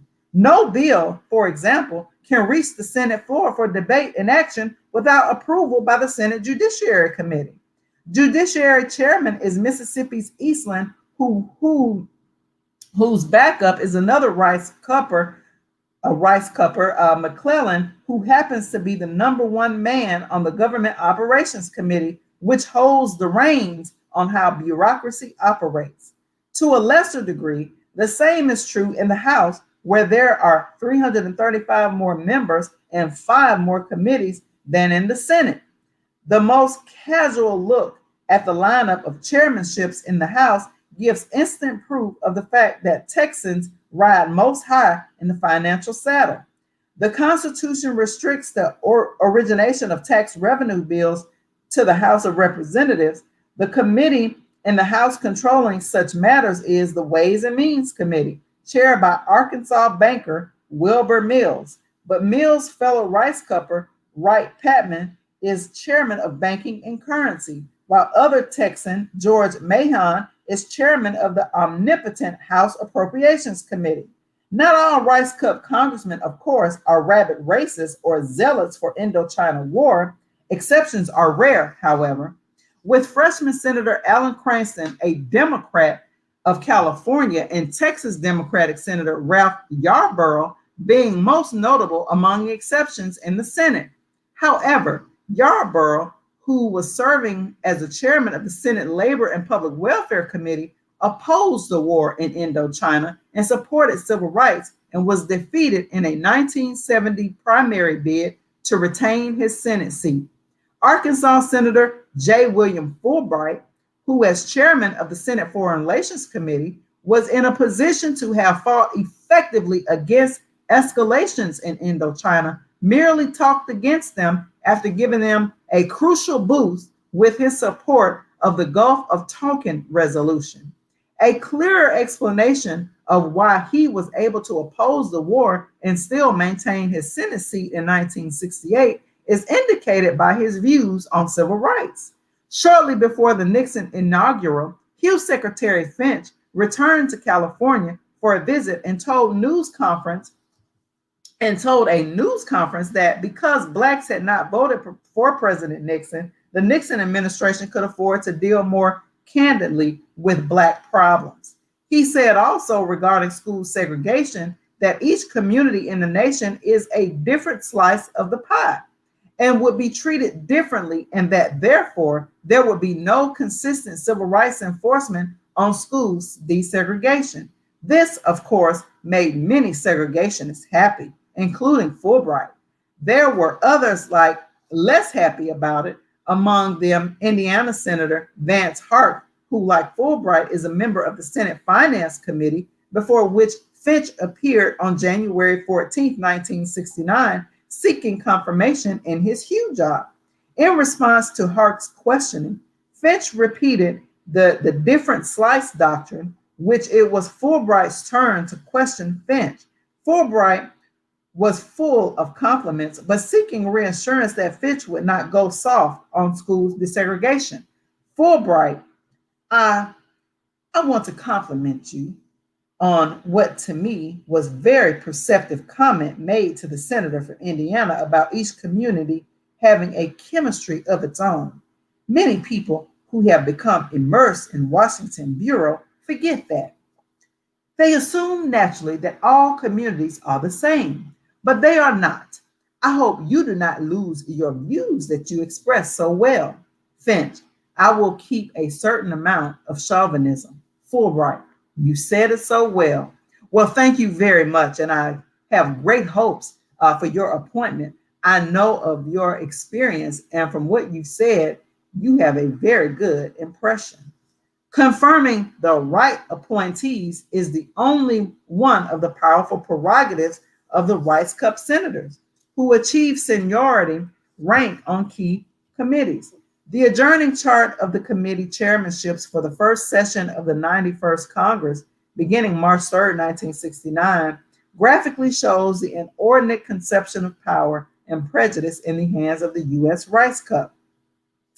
Congressional chairmanships, 91st Congress, Rice Cup representatives in bold type, their allies in italics. Number 1, Senate, Aeronautical and Space Sciences, Clinton P. Anderson of New Mexico and Richard B. Russell of Georgia.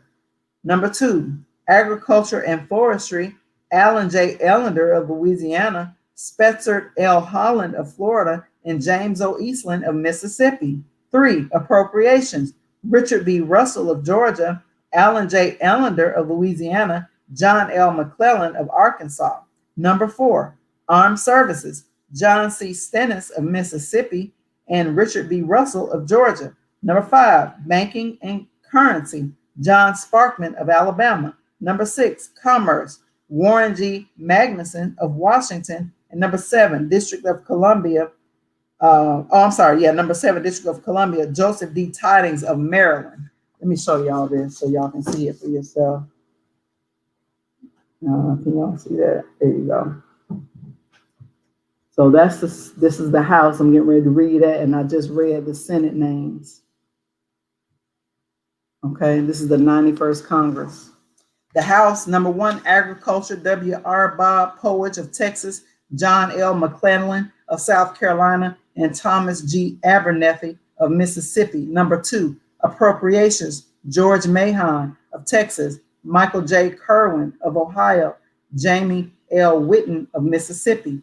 Armed Services, L. Mendel Rivers Rivers of South Carolina, Philip J. Philbin of Massachusetts, and F. Edward Herbert of Louisiana. Banking and Currency, Wright Patman of Texas. Number 5, District of Columbia, John L. McClellan of South Carolina, and Thomas G. Abernathy of Mississippi. Number 6, Education and Labor, Carl D. Perkins of Kentucky. And number 7, Foreign Affairs, Thomas E. Morgan of Pennsylvania. Wow. The rice elite in Congress require that Asians buy U.S. rice. They do this in precisely the same way colonized blacks in South Africa and in the United States are always required to buy from someone else at the other party's price in order to survive, however shabbily, however tentatively. The colony principle is a patented feature of the ghetto life in America. Perpetual economic and cultural rape.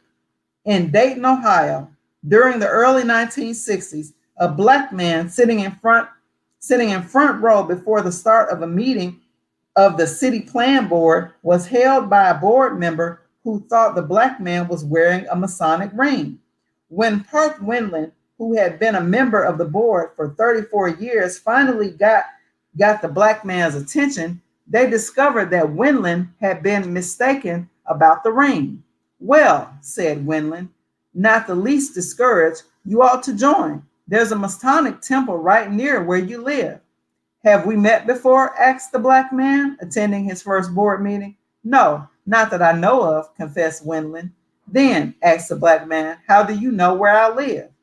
Oh, come on, Wendland begged good-naturedly, then acknowledged that the black man's color was enough to indicate where in Dayton the black man lived.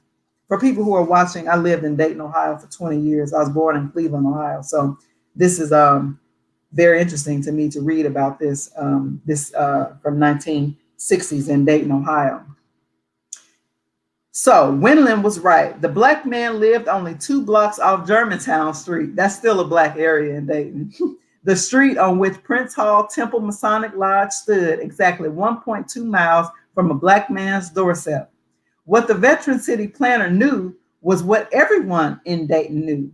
If a man was black, whenever he came to Dayton, he simply had no alternative to going across the 3rd Street Bridge to find living quarters somewhere between the Miami River on the east and Wolf Creek on the north, Nicholas Road on the south, and Gettysburg Avenue on the west. I'm shaking my head because it's still like that today. I lived in Dayton, Ohio until 2017 before moving to the DMV area. And all of these streets, everything is still the same. West Dayton is still predominantly black. All of these streets that I just read off. There were no exceptions, it says here. Thus, all the real estate broker had to do was stand at the bridge and wait, with 100% assurance that he could rent the new black arrival an apartment or sell him a house under whatever conditions and price the broker chose. As in other communities across the United States, the power elite in Dayton guaranteed this exploitation at whatever expense or insanity was required. For example, when the issue of blacks not being able to buy or build a home outside of the West Side Colony became a public issue in 1962, every banking institution in town went on record acknowledging the fact that they would flatly reject any loan request to any black person who wanted to buy or build outside of West Side Colony. Bankers were quick to explain, however, that the policy was for the good of the entire city, including the victims. It's for y'all good, y'all stay over there in West Dayton. The goodness of the policy was that the racial and economic segregation facilitated every conceivable exploitation. The failure of a city bond issue, for example, meant a cutback in city services. What would be more convenient than having all victims of the cutback in one place? How better to ensure that certain groups always bear the brunt of public dislocation and that selected other groups still make whatever profit there is to be made. Balancing the city budget despite the failure of a bond issue was made easier by the concentration of all blacks in a West Side colony. That's a goddamn shame. And it's still like that in 2017. Mm. The failure of a bond issue would not deprive other sections of the city of such adequate facilities as fire protection, street traffic, and other safety improvements and educational expansion. Nor would the lack of these things increase fire insurance rates, create safety hazards, or further cripple educational services in any area of the city except on the west side. Let me pause again. I just saw just last week that the city of Dayton, which is led by Democrats, by the way, black and white Democrats alike, the mayor of Dayton, who is a white woman, Nan Whaley, is a Democrat. And she served on the city commission before she became the mayor. And the entire city commission, black and white, are all Democrats, just voted 2 weeks ago to close a fire station. Guess where? Just take a guess where they're going to close the fire station. In West Dayton. So here we are talking about 1962, all the way up into in the 1960s and 70s, and still in 2021, the same things are happening to Black people. I'll keep reading. Only the carefully designed colony would suffer these disadvantages. Segregation was an invaluable tool of colonization and exploitation. Herman Miller's revelation of the 1960s that poor pay more is now an unshocking truism.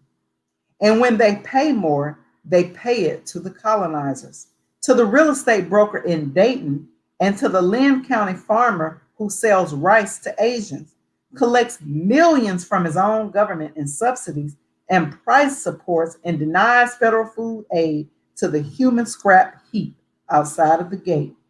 There is ample evidence that the colonized poor pay more, and the ruthless, irrational action meets any attempt to break away from the colony.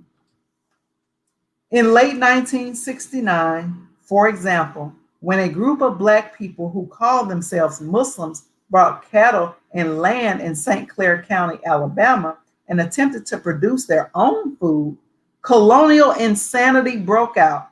In a page one banner story, the December 2nd, 1969 edition of the Washington Afro-American reported a group of angry white St. Clair County residents, estimated at 2,200 or more, met in a local school last Friday night to decide what action should be taken to regain legally sold to the Chicago Black Muslims. The land in question, over 900 acres, was purchased in cash of over $300,000 by Muslims and will be used as the site of $2.5 million industrial agricultural complex.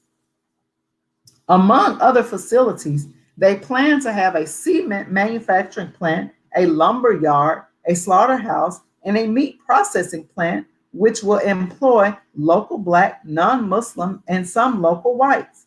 The Muslims were attacked in speeches as being anti-Christian and a threat to the local community.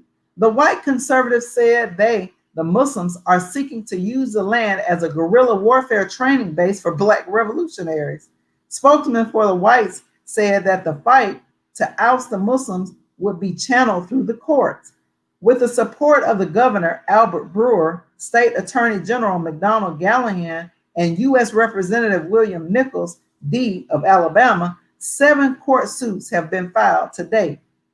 4 suits contest the legality of the Muslims organization and its non-compliance with Alabama state law, which requires Muslims, communists, and Nazis to register after spending 5 consecutive days in the state.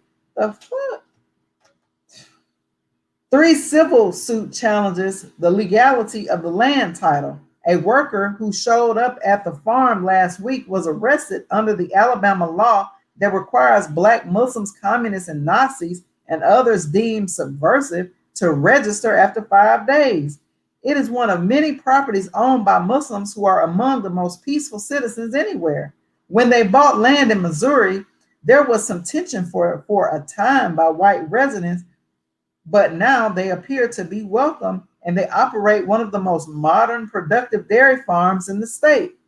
The sect's leader, Elijah Muhammad, teaches his members to work hard and to own something for themselves and to try to build an economic base for Black people, the Nation of Islam. The court suits against the Muslims failed. However, despite the Muslims' insistence that they had come merely to provide for themselves economically, the county's 20,000 whites, or 60% majority, were not through. They were determined that such an effort must fail. So in mid-March of 1970, the Muslims found scores of their cattle lying dead in the pastures, victims of poison, which authorities said was cyanide. With that, the Muslims put the poisoned land up for sale, loaded up what live cattle remained, and under threat to their own lives, departed St. Clair County, Alabama. Evil motherfuckers, man. The economic measures attempted by the Muslims threatened the economic value of the Black colony by making it self-reliant and independent of the colonizers. The extreme steps taken to prevent this makes predictable the dangers Blacks in Dayton would face with any similar efforts to break away from the bankers, real estate brokers, and merchants who colonized them. The economic and constabulary importance of such acts of war are urgent and quite analogous to the U.S. altruism in Asia, for example. In fact, it is the same thing. The preservation or establishment of colonies for economic and political exploitation. Although race is a contributory factor, the economic vested interests alone are sufficient to create the ultimate predicament. Those who are the objects of such exploitation by superior and corrupt forces have two simple choices: accommodate or die. At whatever expense, inconvenience, or irrational and immoral behavior, these colonies, at home and abroad, are being preserved. The imminent danger to Blacks in the United States is that they are no longer willing to accommodate or even tolerate colonial occupation. In Dayton, colonial domination, including denying loans to otherwise well-qualified citizens whose simple wish was to buy a home outside of the colony, thereby partially escaping colonization. In Indochina, it includes denying the right of the South Vietnamese to buy rice more cheaply and conveniently from an Asian neighbor, Taiwan or Thailand. When the decisive decade of the 1960s began, the United States was not a leader among the world's rice growers, exporters, or consumers. At the close of the decade, the United States still was not a big rice consumer, nor even a major rice grower.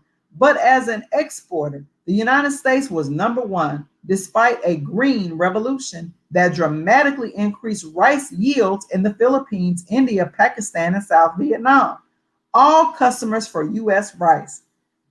As the decade closed, the United States still produced less than 1% of the world's rice, but was incredibly the world's leading rice exporter, consuming only 35% of its rice produced, selling the other 65% abroad to 100 countries, but mainly to South Korea and South Vietnam. In 1963, at the time of the death of President Kennedy in Texas, military involvement in Vietnam had already begun, though on a relatively small advisory scale. The Thailand, a key country in Asia's Rice Bowl community, was by far the world's biggest exporter of rice, selling to many of her neighbors, including South Vietnam. For 2 years, President Kennedy had had agonizing doubts about the intrusion of U.S. forces and material in Vietnam. And in fact, shortly before his death, had acceded to the persistence of Senate Majority Leader Mike Mansfield, Democrat of Montana, and agreed to pull out. The president's condition, however, was the pullout would have to wait until after the 1964 elections so that he would not be branded as a militarily soft on communism, thus running an increased risk of defeat. So in October 1963, he ordered Defense Secretary McNamara to tell press that 1,000 of the then 16,000 U.S. troops in Vietnam would be withdrawn immediately, with the likelihood that the entire force would be withdrawn by the end of 1965. That President Kennedy's assassination was related to his plan to withdraw the U.S. presence from the Vietnam, and broadly hinted in his memoir by Kenneth O'Donnell, a JFK intimate and confidant. In 1965, the year President Kennedy had secretly planned to complete the pullout from Vietnam, his predecessor, President Johnson, a Texan, secretly began a massive buildup of U.S. troops and munitions there. This buildup was in direct contradiction of President Johnson's campaign pledges, accompanied by tactical defoliation of Vietnam jungles and rice paddies. In that same period, U.S. rice growers tripled their production from the 1960 volume, and in the United States had replaced Thailand as the world's #1 exporter. In less than a decade, the world's biggest rice growing community of nations had reverted from a rice surplus area to an area of severe dependency, buying rice from one of the world's smallest producers, the United States of America. These devils are something else. In 1968 through 69 rice season, South Vietnam enjoyed a record high rice yield, owing the new strain of high yield IRS 8, International Rice Strain number 8, a good wealthier year. The country might well have become rice independent, except, as the U.S. intelligence source stated in 1969, South Vietnam did not have a good rice crop, but it didn't go into Saigon. This he attributed to the fortunes of war. In other words, there was difficulty getting the rice from the defoliated rice fields to the marketplaces. A staff member of Senator Ellender's Agricultural and Forestry Committee explained it further. They could have a big crop and can't ship because of enemy activity.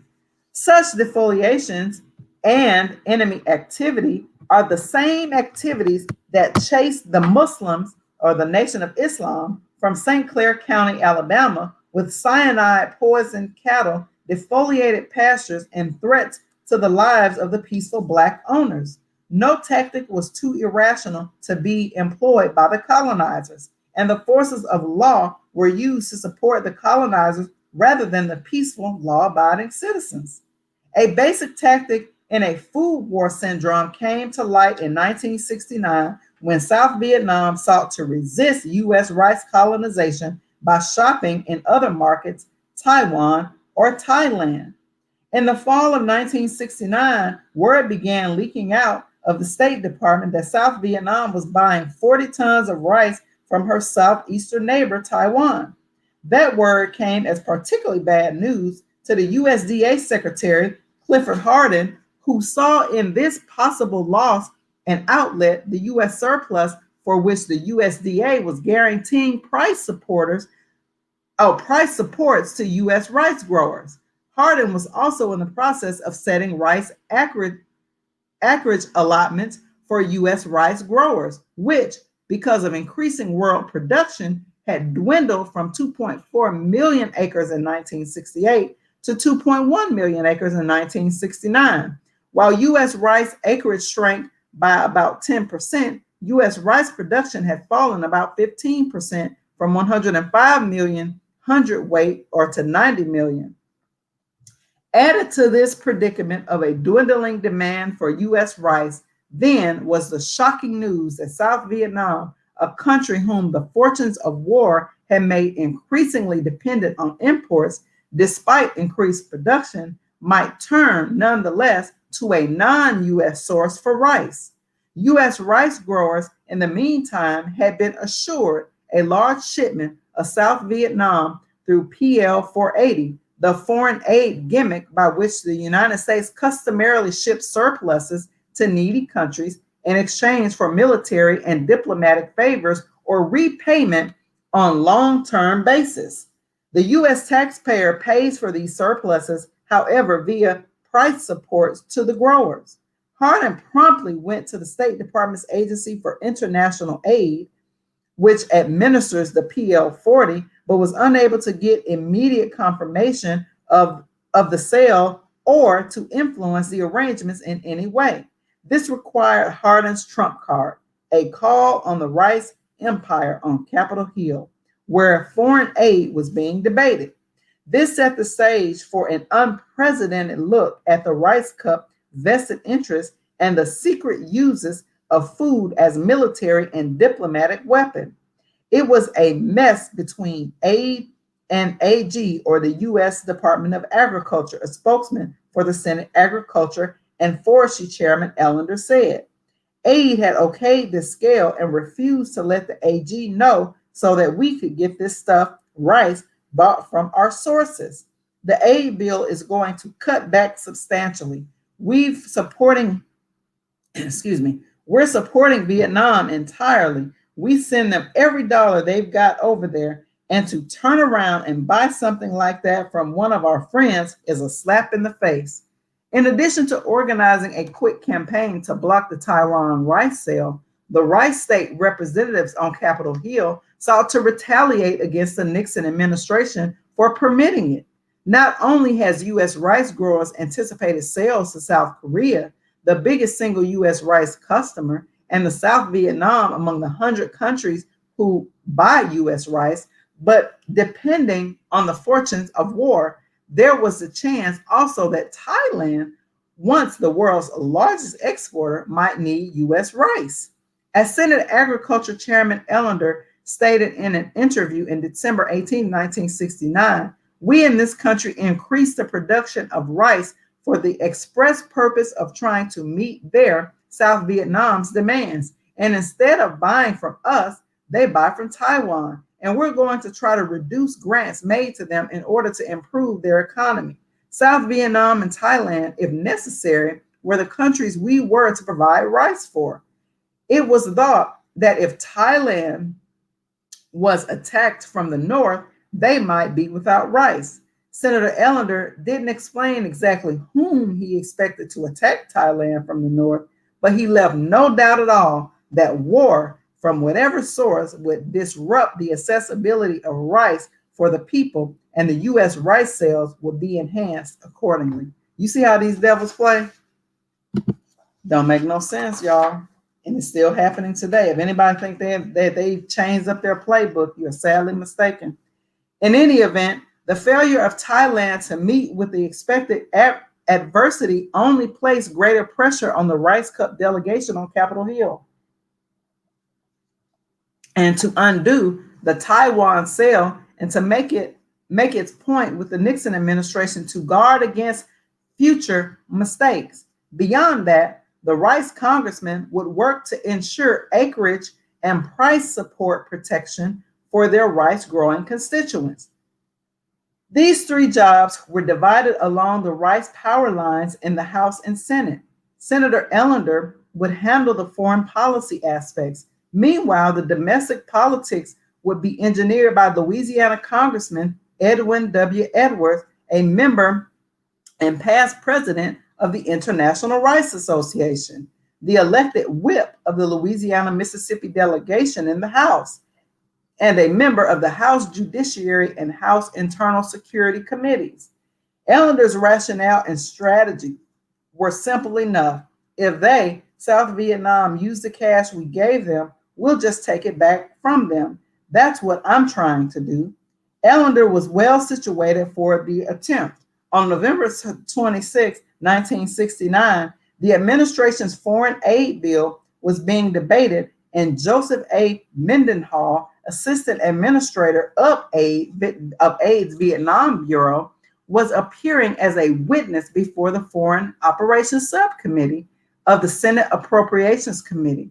Sitting across from witness Mendenhall, Ellender, architect of the rice protectionism, Mendenhall's role was to absolve the State Department of softness towards rice independence for South Vietnam, and to defend the administration generally against punishment by Ellender, who insisted that the State Department could, and indeed should, have prevented the sale of the 40,000 tons of rice to South Vietnam by Taiwan. Listen to these devils debating what other countries should do with the money that they have and who they should buy from. These are sovereign nations.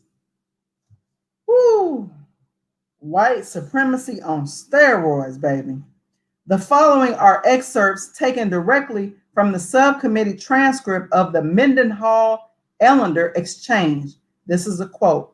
Senator Ellender says, "All right, I just want to know, Respecting this stabilization program, which you mentioned, did you say that the imports have increased greatly? Mr. Mendenhall says, yes, sir. Senator Ellender, why is that? Mr. Mendenhall says, they increased basically because of the rise in military expenditures by the Vietnamese government in the past couple of years, and the resultant increased budgetary deficit, which has forced piasters into the economy, means that demand is generated for goods. Part of the demand falls on imports. Senator Ellender asked, what countries primarily export to Vietnam? Mr. Mendenhall answers, under our commercial import program, we are furnishing over 62% of the total imports from the United States. The balance is almost completely furnished by countries such as Taiwan, Korea, and Singapore. Petroleum products, for example, comes from Singapore. This balance of about 37 or 38% comes from less developed countries, the principal ones of which I have mentioned under either barter arrangements or under special letter of credit arrangements, which require the recipient country to spend those funds in the United States. In other words, we have made special arrangements in connection with the balance of our purchases for Vietnam to avoid adverse effects on the balance of payments of the United States. Senator Ellender says, the 62% you speak of, did I understand you say that not only, did I understand you to say that includes not only exports from us, but exports from Taiwan? Question mark. Mr. Mendenhall says, in fiscal year 1969, 62.7% came from the United States only. Senator Ellender says, so that 38% is from Taiwan and Thailand, I presume. Mr. Mendenhall answers, Taiwan, Singapore, Korea, those are the big ones. There are a few small ones too. Senator Ellender says, do you supervise that? Mr. Mendenhall says, yes, sir. Senator Ellender says, do you see to it that the funds that we furnish for that purpose are used wisely? Mr. Mendenhall says, yes, sir. Senator Ellender says, 2 years ago, the Department of Agriculture asked that rice production in this country be increased by 17% in order to have rice available to feed the South Vietnamese. I understand that aid bought rice from Taiwan instead of the United States. Will you explain why? Mr. Mendenhall, I think I know the transaction you're talking about. Senator Ellender says, this is why I'm asking this, because it is a very serious thing. Mr. Mendenhall says, may I explain this to you? Senator Ellender says, just a minute. I want first to give you a little background. I happen to be chairman of the Senate Committee on Agriculture and Forestry. Agriculture is getting kicked around by every member of the House except the few who depend on the farmers for their votes. It has been very expensive, I admit, but some of these expenses were incurred because we were asked to procure food, in this case for Vietnam. 17% increase in acreage production so as to produce this rice. I understand that a couple of days ago, maybe this week, instead of buying this rice, which we now have on hand, it really does not belong to the government, but the government has a big interest in it. You folks through the State Department have permitted the sale of rice by Taiwan to South Vietnam. Now explain it to me. Mr. Mendenhall says, may I say first that I completely share your interest in the farmer. I was born on a farm and my father is still a farmer. Senator Ellender says, I'm not interested in that. I'm interested in finding out why is it that you people who are trying to do a good job here, as you are just said, in the circumstances I have outlined, as permitting dollars that we are now appropriating to be used to buy rice from Taiwan. I understand you are also going to permit the purchase of rice from Thailand. Mr. Mendenhall says, Senator, no AID dollars are being used or going to be used to finance the purchase of rice from Thailand or Taiwan. I would like to explain to you what has happened, but there are no aid dollars involved in this at all. As I said, I have a great deal of sympathy for the rice growers here in the United States. I am also interested in the United States balance of payments provision. I want to see us sell commodities wherever we can. What has happened in Vietnam is this: a sudden emergency has arisen in connection with the rice market in Saigon. Starting with the adoption of the austerity taxes about October 20th, there was a 25% increase in rice prices to the consumer in Saigon. Even though these taxes had no direct effect on the price of rice and only modest indirect effect by increasing the price of gasoline, the price of rice zoomed up. This led to a great increase very suddenly in the drawdown of the rice stocks of the Vietnamese government. Now, those stocks normally are drawn down at the rate of 700 tons a day. As a result of this, the drawdown tripled by going up to 2,000 tons per day. Now, when this first started, everybody expected and hoped that this was simply something that had occurred suddenly and that the panic would quickly subside. Obviously, the price went up because people were beginning to hoard rice. They were buying it and hoarding it. It was hoped that this would stop, but it has continued. When this first started, the Vietnamese government in early November indicated to us that they felt they were going to have to go to a neighboring country to buy some rice to meet this emergency because their stocks might be well exhausted. You can well realize what a terrible thing exhaustion of rice stocks would be.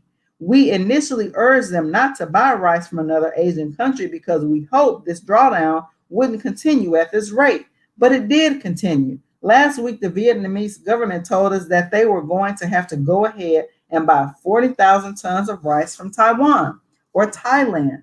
They said they would have to buy it there because there were the only places from which they could get it soon enough into Vietnam to meet the problem in case their stocks were exhausted. Senator Ellender, what monies are they using to buy the rice? Mr. Mendenhall says they are using their own foreign exchange earnings. Senator Ellender says, yes, sir, the dollars. Mr. Mendenhall said, yes, sir, in dollars. Senator Ellender says, money we furnish them indirectly. Mr. Mendenhall, I agree. Money they earn from the U.S. Department of Defense. Senator Ellender says, no doubt about it. This is why I cannot understand that you are using $240 million to stabilize the economy of Vietnam. Mr. Mendenhall, but there is no alternative under the circumstances to the rice transaction in the area. I don't like to see it any more than you do. I have to agree, there is no alternative. Senator Ellender, I do not know how much it will cost to do this, how much we will lose by it, but I shall try to take it from your request for this stabilization fund because somebody has to pay for it. I am sick and tired of having the farmer kicked around in our country, as in this case, when the farmers are trying to assist by growing food for Vietnam. That means there will be a curtailment of rice production next year in our own country, and it is going to mean also that the surplus, which we now have, will be dangled over the market and keep the price down. That is how we get kicked around. I am sick and tired of it. Mr. Mendenhall says, I have complete sympathy. Senator Ellender says, we have to do something about it. You and the ambassadors are the men to get that off our hands. As I said, somebody's going to have to pay for the surplus we now have on hand. Otherwise, the cost of the farm program is going to increase more than we anticipated. And we are innocent folks. We are not responsible for it. Ain't that a bitch? Lying.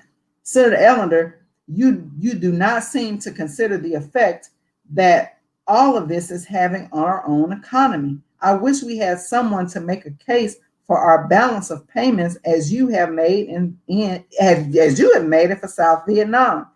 You people come here and ask us for this and do not seem to have any idea of what it's going to mean for our own economy. He sounds like Trump.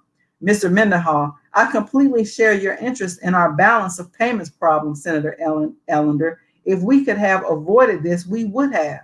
Senator Ellender, that does not help a bit. Just to feel that way. It strikes me that our AID people should be able to, in some manner, to alleviate this circumstances because we are putting up all of the funds for South Vietnam. Imagine the huge amount of money that our soldiers are spending in South Vietnam. which has the tendency of bettering their economy. All of that comes from your own country. Your own country. Mr. Mendenhall, yes, sir. Discussion of the record. Senator Ellender, you cannot rectify the rice condition. Mr. Mendenhall, because of the emergency, Senator. Senator Ellender, why is there an emergency? Mr. Mendenhall, I explained it to you. Senator Ellender, you explained it by why do you not know about it? You explained it, but why did you not know about it? Mr. Mendenhall, no one could have predicted that as a result of the austerity taxes, you would get a dramatic increase in rice prices, and this would lead to such hoarding. No one could have predicted that there would be such an increase in purchases and hoarding that the government stocks would be drawn down to the point where it might run out. I'm sorry for it, as you are. Senator Ellender, I was in Russia for 6 days. I do not go to Saigon or Thailand because of the war. I knew I could not get anything there to be of assistance to the study I was making because of the presence of war. I am now sorry that I did not go. I was in South Vietnam 5 times. My last visit in 1962, just before Diem was assassinated. We have been spending quite a bit of money. I tried to curtail it to a large extent, but without any success. What was that you were smiling about? Something I said? Mr. Mendenhall, no. Senator Ellender, I was there in 1962 and I was there in 1961. I was there in 1955 or 1956 when Diem was sworn in. Do you remember? Mr. Mendenhall said 1954. Senator Ellender, I was there in 1954 and 1955, anyhow, 5 times. Mr. Chairman, I do not wish to clutter the record anymore because you have covered it very well, and I have another appointment to make. But I am hopeful that when you go back to your office, you, in particular, Mr. Ambassador, I was informed that the Department of Agriculture did all they could to sell this rice instead of having it purchased from Taiwan. I understand that you are now going to buy some from Thailand. Mr. Mendenhall, may I say it is not we who are buying the rice, it is the government of Vietnam. Senator Ellender, you can tell them that they ought to do it in view of all we are giving them. I am going to examine your request in an effort to determine how they can best be reduced to cover the cost of the rice surplus occasioned by this increased production, which the government requested as an accommodation for the South Vietnamese. Discussion of record. Senator Gail McGee, I would agree that this never should have happened. I hope we would not create another mistake by trying to get even with one. I have been so carried away with how much there is to do there now. We ought to learn from this one by not doing it again. I hope the senator will not follow through by suggesting we knock out this program to achieve that. Maybe we can find another way. Maybe we can assign it to the Pentagon. Senator Ellender says, I tell you, I was successful in doing what we desire to do in South Korea by telling Mr. Syngman Rhee. He wanted to impose a tax on all of the goods that came from our country to help South Korea. He was insisting on that. He needed the money. The ambassador was all worked up about this situation. He could not talk to the old man. I talked to Mr. Rhee and told him simply, Mr. Rhee, I understand you want to impose a tax on goods that come from our country for use in your country. Yes, sir, we need the money. All right, I have no objection, but remember, every dollar of tax you collect, we will take it off your foreign aid. He did not impose a tax. That is what I would like to pass on to the people of South Vietnam, that there is a way for us to protect our interests. In other words, they ought to deal with us since this product was produced for their use.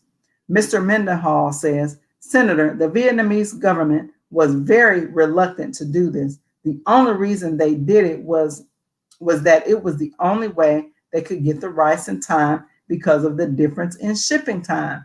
Senator Ellender says, you have enough rice to feed them for almost a year. It is just an excuse they give you.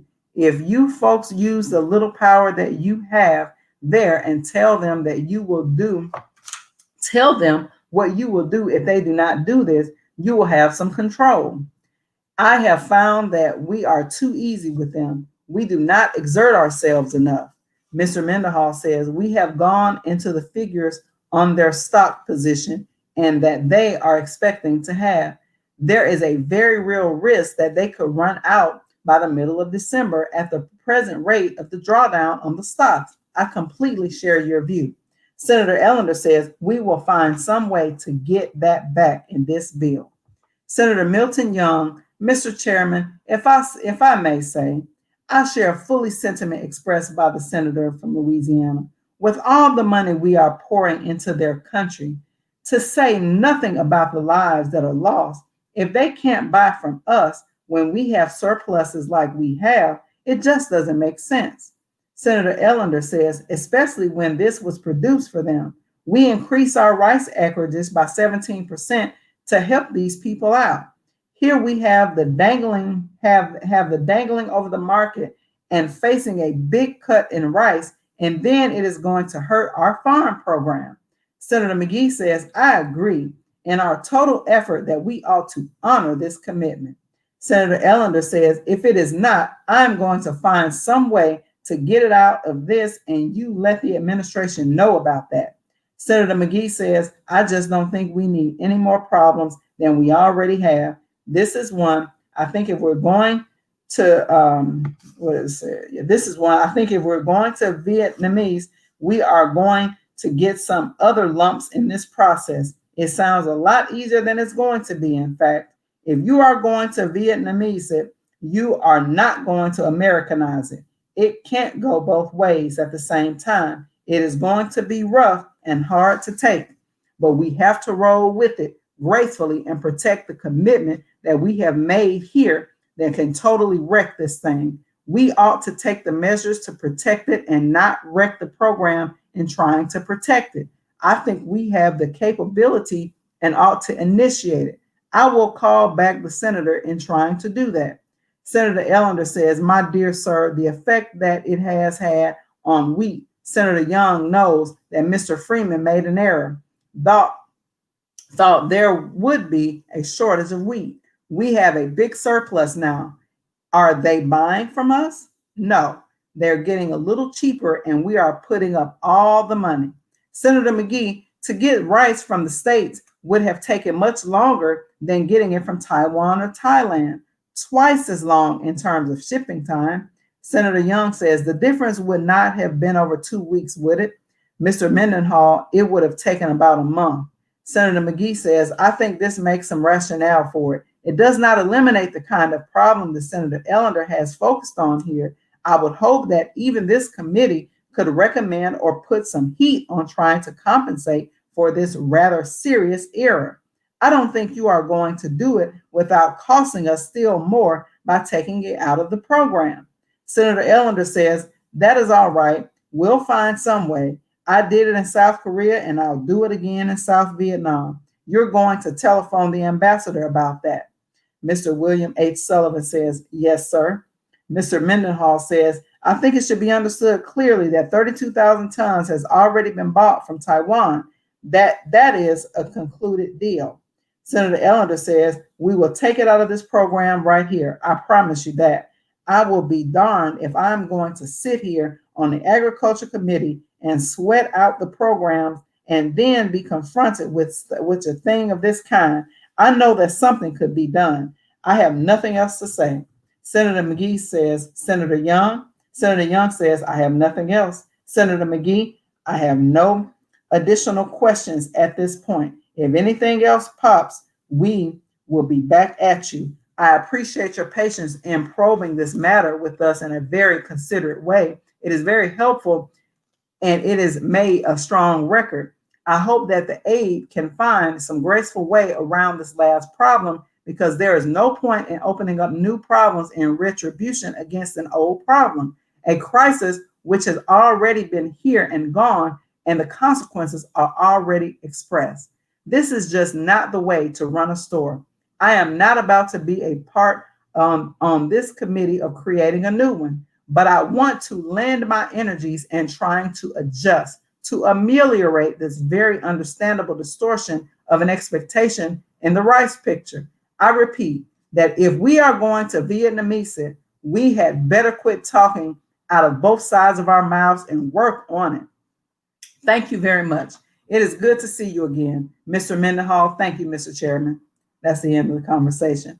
In an interview, Senator Ellender stoutly defended his role and an attitude regarding the continued dependency of Asian countries on U.S. rice and other products and said that he, quote, spoke for all senators in the rice-producing states, end quote. Just as Senator Ellender spoke unanimously for the rice industry representatives in the Senate, Congressman Edwards was pleased with his role as spokesman for the powerful group of rice protectionists in the House.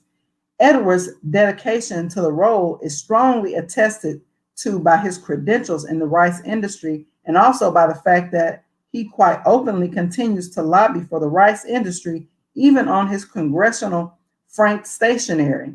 At the lower left-hand corner of Edwards' official envelopes is a design showing stalks of rice and a cornucopia-type barrel and sacks of potatoes rolling out. The legend across the design exhorts for appeal in every meal, use Louisiana rice and yams, end quote. Edwards' thrust is by no means all rhetoric. In concert with Ellender and others in position to effect it, Edwards moved to dump the anticipated U.S. rice surplus on South Korea, using such pervasives as PL 480 and other firm but gentle pressures. All right, guys, that's the end for tonight. I've read from 86 we're now on page 144, and we are talking about from Memphis to Song Mai, Vietnam, the Common War. When I come back to read part 4, we will be starting on page 144. I hope you guys have enjoyed this tonight. Thank you all for listening. And I hope you all, as I'm reading, are making connections to the same way that politics is done today with relations to geopolitics and how we engage with other countries and certainly how we still treat Black people in this country. Thank you all very much for listening. Please subscribe to the channel. If you're not subscribed, please share this video and encourage people to also listen to part 1, 2, and this is part 3. We'll see you next time. Thank you.